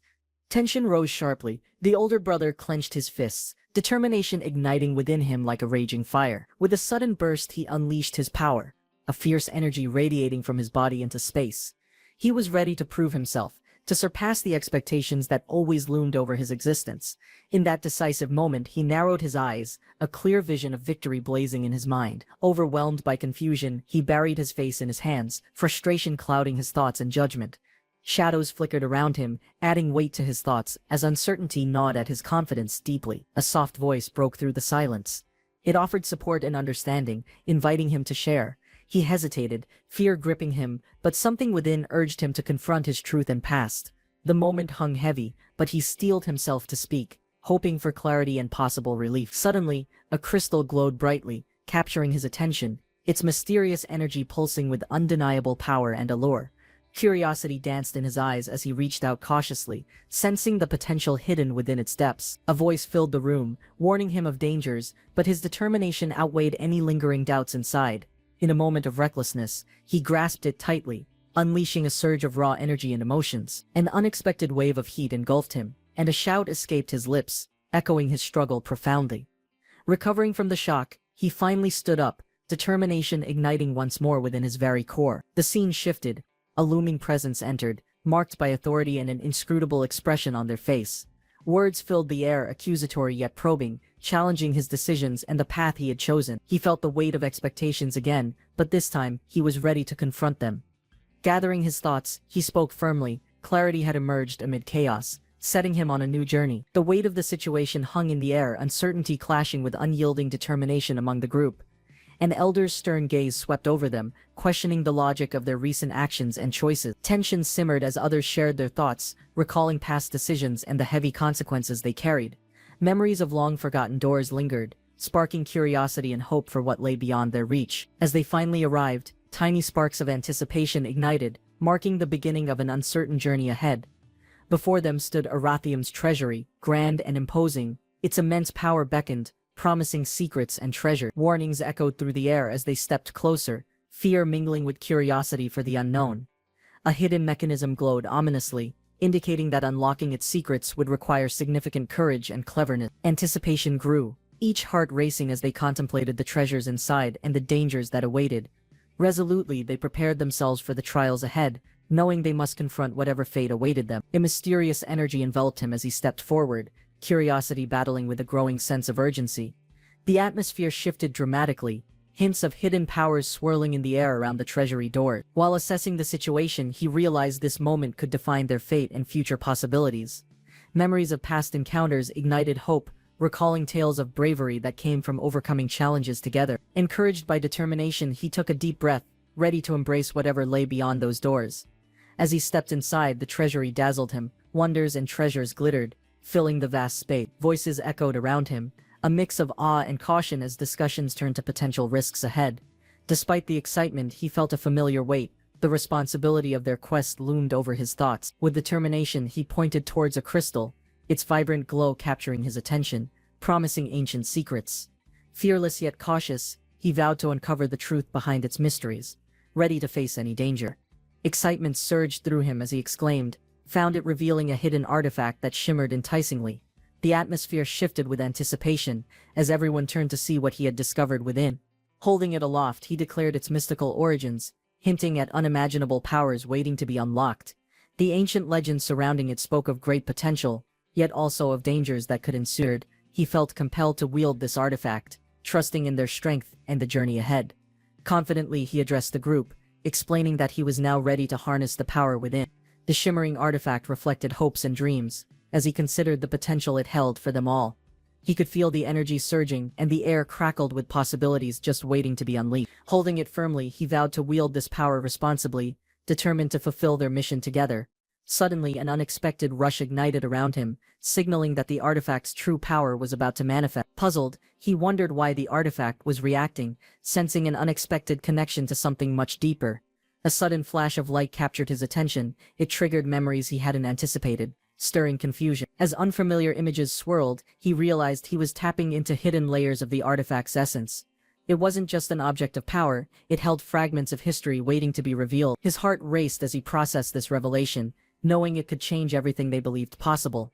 Filled with certainty, he declared the artifact's true nature, sensing the weight of its ancient legacy. Confusion lingered in the air as his companions sought clarity, trying to grasp his revelation.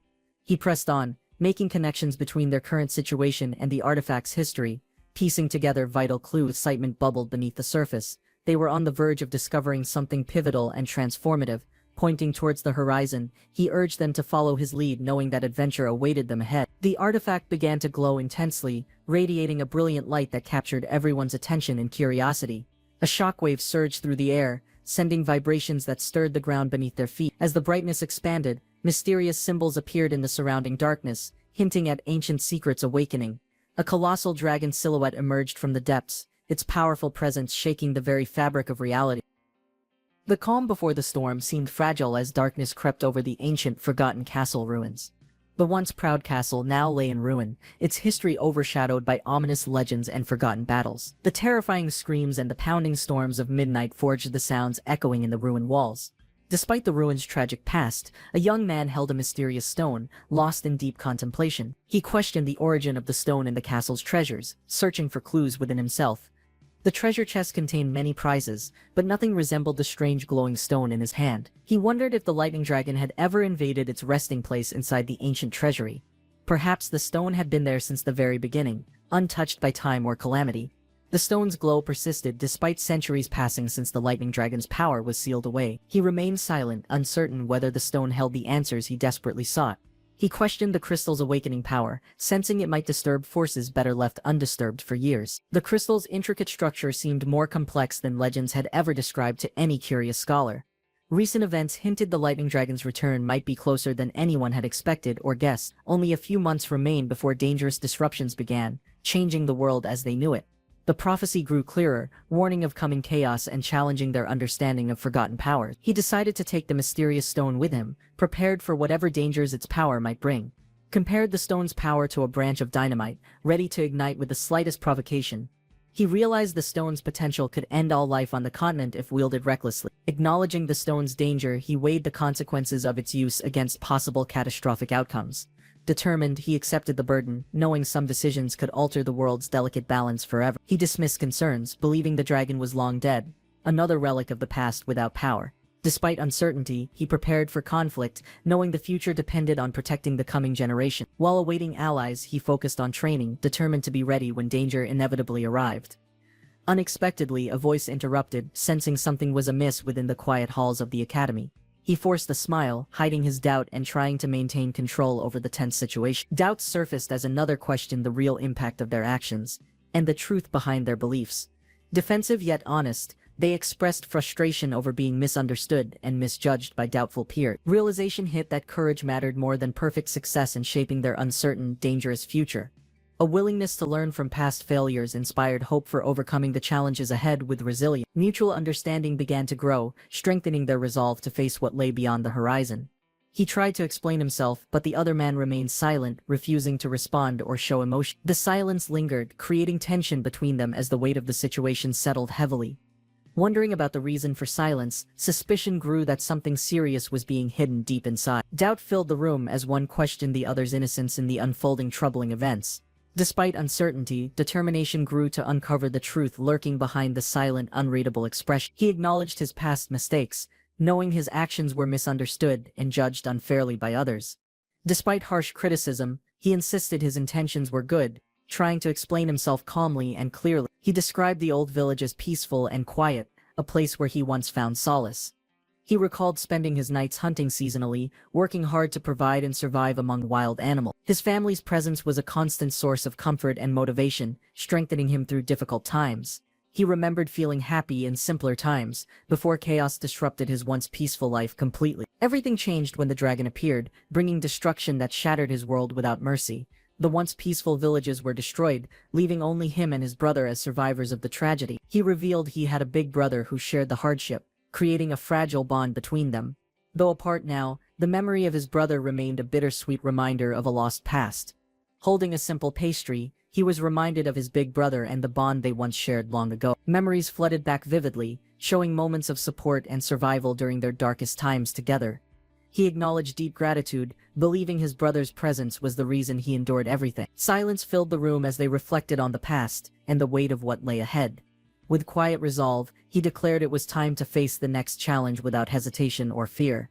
He asked if the story would continue, curious about what would come next after the harrowing event. The other declined, dismissing it as boring now, unwilling to revisit painful memories again.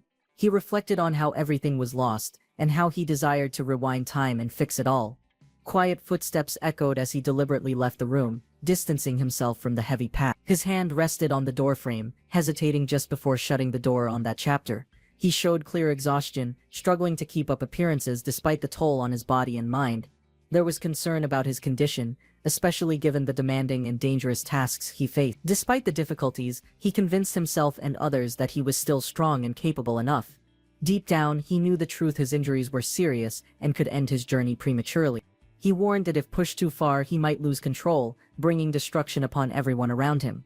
He firmly believed the worst outcome would not occur, standing confident despite the looming uncertainty they faced. His calm demeanor showed certainty born from understanding the burden carried deeply within another troubled soul.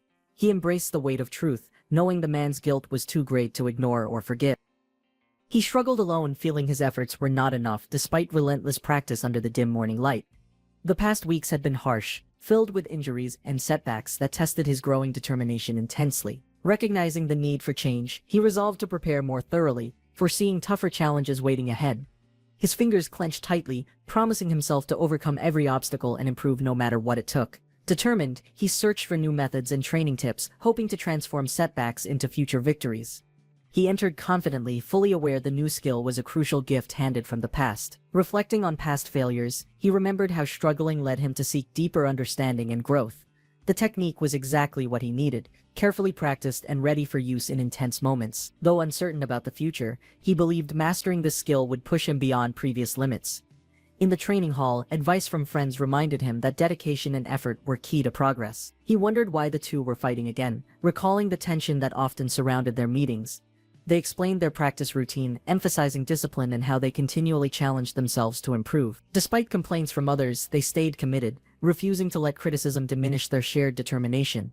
A gesture with the notebook betrayed deeper thoughts as quiet intentions hinted at unspoken emotions. No one took sides openly, yet subtle impressions revealed who admired strength and who valued peace. He hesitated after finishing, unsure if his technique was fully successful or needed more practice time. Others confirmed the spirit magic's effectiveness, sparking his curiosity about mastering more skills thoroughly and quickly. He vowed to never stop fighting and pushed himself to return to training without losing focus. Frustrated, he questioned why others didn't support his efforts, feeling alone in his dedication and ambition. He planned to begin personal training soon, determined to surpass his limits despite limited guidance and help. She noticed his strange behavior, unsure if he was pretending or genuinely hiding something important inside. Others asked for clarification, sensing tension and expecting an explanation about the sudden change in atmosphere. Her expression grew serious, revealing she struggled with the weight of true feelings about to be revealed. Quietly, she admitted confessing her feelings to him, breaking the silence with this unexpected revelation. Shock spread among those present, surprised by the honesty and the courage behind her heartfelt confession. She revealed honestly that she had told Ruby about her feelings, bracing for reaction from everyone nearby. Chaos erupted around them. Loud laughter and shocked voices filled the air with overwhelming surprise and noise. Confusion and disbelief spread quickly, complicating the situation and increasing tension among friends and onlookers both. Despite the uproar, some started to process the news, trying to understand the impact quietly and calmly.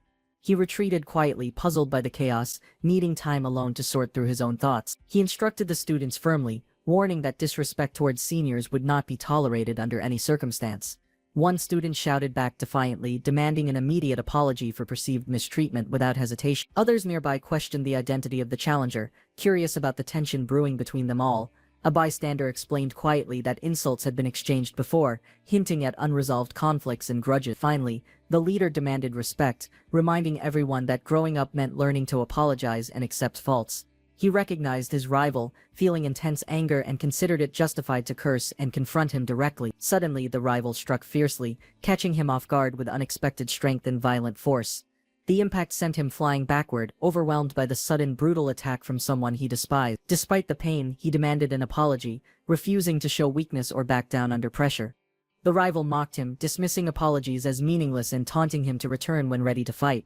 He taunted his opponent, daring him to step up and show what he was really capable of. Suddenly, an unexpected figure appeared, capturing everyone's attention with a confident and intimidating presence. Recognition sparked between them, recalling harsh past encounters that fueled their fierce rivalry and disdain. Without hesitation, the new challenger struck swiftly, delivering a powerful blow aimed to assert dominance. The impact echoed loudly, leaving no doubt about who controlled the fight and commanded respect. They exchanged harsh threats, fueled by past grievances, each determined to prove their strength in battle. After calming down, he reflected on his mistakes, questioning how to regain respect and grow stronger. Others offered advice, encouraging him to focus on training and building alliances rather than anger alone. The group decided to unify, realizing that cooperation was vital to overcome their common challenges ahead. Reflecting on their journey, they understood that growth required humility, perseverance, and support from friends. He recalled the incident clearly, accusing someone of disturbing the peace and disrespecting the school's honor. Others reflected on the accusation, debating whether the person deserved such harsh judgment or was misunderstood. Some defended him, claiming he was just a misunderstood orphan who'd grown strong despite hardship and stigma. The crowd supported the defense, shouting agreement and urging fairness in judging his character and actions. The leader acknowledged their unity but warned that good conduct demanded respecting rules and learning responsibility. They revealed a plan involving a mysterious student council principal, who played a key role behind scenes. The revelation shocked some, changing their understanding of authority and control within their school environment entirely. Time passed as the clock approached a significant moment everyone had been anxiously awaiting for days. The principal arrived quietly yet authoritatively, noting that someone, Ruby, had come in later than expected. The president sat alone in an empty office, waiting patiently for the unexpected visitor to arrive. Suddenly, the door burst open, startling the president, who was caught completely off guard by the movement. A young man smirked confidently, having entered without permission, planning to take charge of the situation. The intruder explained his intentions calmly, convincing the president that his actions were necessary and harmless. The president nodded reluctantly, relieved, as the confident guest took over responsibilities before quietly leaving. The two met again after some time, exchanging familiar greetings with a hint of curiosity in the air. One sat confidently, taking charge immediately, ignoring formalities and settling into the seat with ease. Suddenly, the seat was abruptly pushed back as tension filled the room, breaking the quiet atmosphere. The standing man stared intently, demanding answers directly, clearly eager to understand the situation's urgency.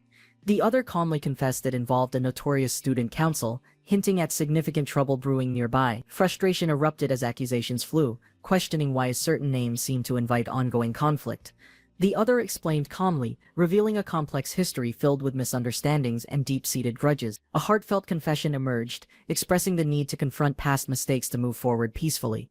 The reply was firm refusal, rejecting apologies and refusing to engage in any form of conversation. The atmosphere thickened with tension as one prepared to leave, signaling the conversation was far from over. The older man noticed the young boy's frequent interactions with Dom and Grace, concerned about potential danger nearby. The boy dismissed the older man's worries, showing indifference and claiming to have no memory of threats faced. Despite his calm demeanor, the boy's mind wandered, reflecting on his lack of awareness regarding Dom and Grace's peril. The older man gently reminded him about recent hazardous encounters, emphasizing the seriousness of the situation. The boy's expression shifted as he recalled harsh truths about past threats, highlighting his growing unease inside. He realized the unexpected situation had unfolded, causing his careful plans to shift unexpectedly today. Moments passed as he reflected on his earlier assumptions, slowly understanding the reason behind the sudden change. Despite confusion, he grasped the concept that some knowledge was kept secret from even his closest friends. A new determination built within him to unravel what lay hidden behind layered misconceptions and withheld truth. He acknowledged his past mistakes, preparing himself to face upcoming challenges with increased awareness and resilience. He recognized the urgency in his mind, vowing to handle the situation with careful thought and action. Quiet footsteps echoed as he prepared to leave, determined to resolve the conflict with precise strategy. Inner resolve strengthened, he promised silently to protect what mattered and correct the mistakes he saw. The scene shifted to a quiet room, where time slowed amidst the soft hum of routine. Despite the calm environment, urgency lingered as he planned the next steps with focused intensity. Darkness spread as spilled liquid stained the floor, symbolizing chaos creeping quietly into an otherwise calm space. He sat alone in the corner, weighed down by countless thoughts and burdens too heavy to share. The truth of his many reasons remained locked inside, hidden deep within his conflicted heart, memories and feelings tangled, explaining why a cold detachment often masked his true emotions from others. Another voice interrupted, breaking the silence and pulling him back toward relationships that still demanded attention. He began recalling past memories, reflecting on his childhood and the foundation of his present identity. Childhood innocence faded as he faced harsh realities, shaping his growth and resilience through difficult times. Grandparent support became a crucial pillar, offering love and strength when his parents were absent often. Gratitude filled his heart for the family who held him together and helped him survive hardships. Suddenly, an urgent shout broke through the peaceful woods, signaling an imminent event demanding his immediate attention. A rare illness struck, bringing constant pain and forcing him to face the fragility of life. Despite medical efforts and numerous treatments, his condition worsened, challenging hope and faith within his family. Yet, their endless love refused to give up, showing strength through every difficult and lonely night. Outside, darkness enveloped the quiet room, contrasting sharply with the turbulent emotions hidden within. Awakening in worry, he called softly for his grandfather, sensing something was terribly wrong this night. Startled awake, he sensed something was amiss, feeling a mysterious presence lingering in the dim room. A shadowy figure loomed closer, asking a life-altering question that hung heavily in the air. Confusion mixed with a flicker of hope as he pondered his desire to overcome the illness. The figure offered an unfamiliar object, urging him to take it without questioning its purpose or origin. Hesitating, he examined the strange item, feeling both curiosity and dread about the unknown power it held. The figure assured him of safety, fostering a mix of anxiety and desperate hope deep within him. Without warning, the figure urged him to consume the mysterious object, igniting his inner conflict further. As he swallowed it, a wave of pain coursed through him, overwhelming his senses and mind. The room faded into chaos as he cried out, caught between reality and the swirling darkness. Gasping for breath, he fought against the violent sensations, unsure whether he had made the right choice. Pain surged through him as he gasped, the mysterious substance wreaking havoc on his frail body. A familiar voice called out desperately, echoing through the chaos as concern filled the air. Fighting through disorientation, he sensed the troubling connection, recognizing the importance of the one calling him. Heart pounding, he struggled to regain focus, battling the overwhelming sensations coursing through his system. Desperation clawed at him, urging him to break free from the suffocating darkness enveloping his mind. Rudd's hands trembled as he backed away, his face filled with deep remorse and a quiet panic. He looked up to meet a gaze, hearing his name spoken with authority and uncertainty. Rudd Donato.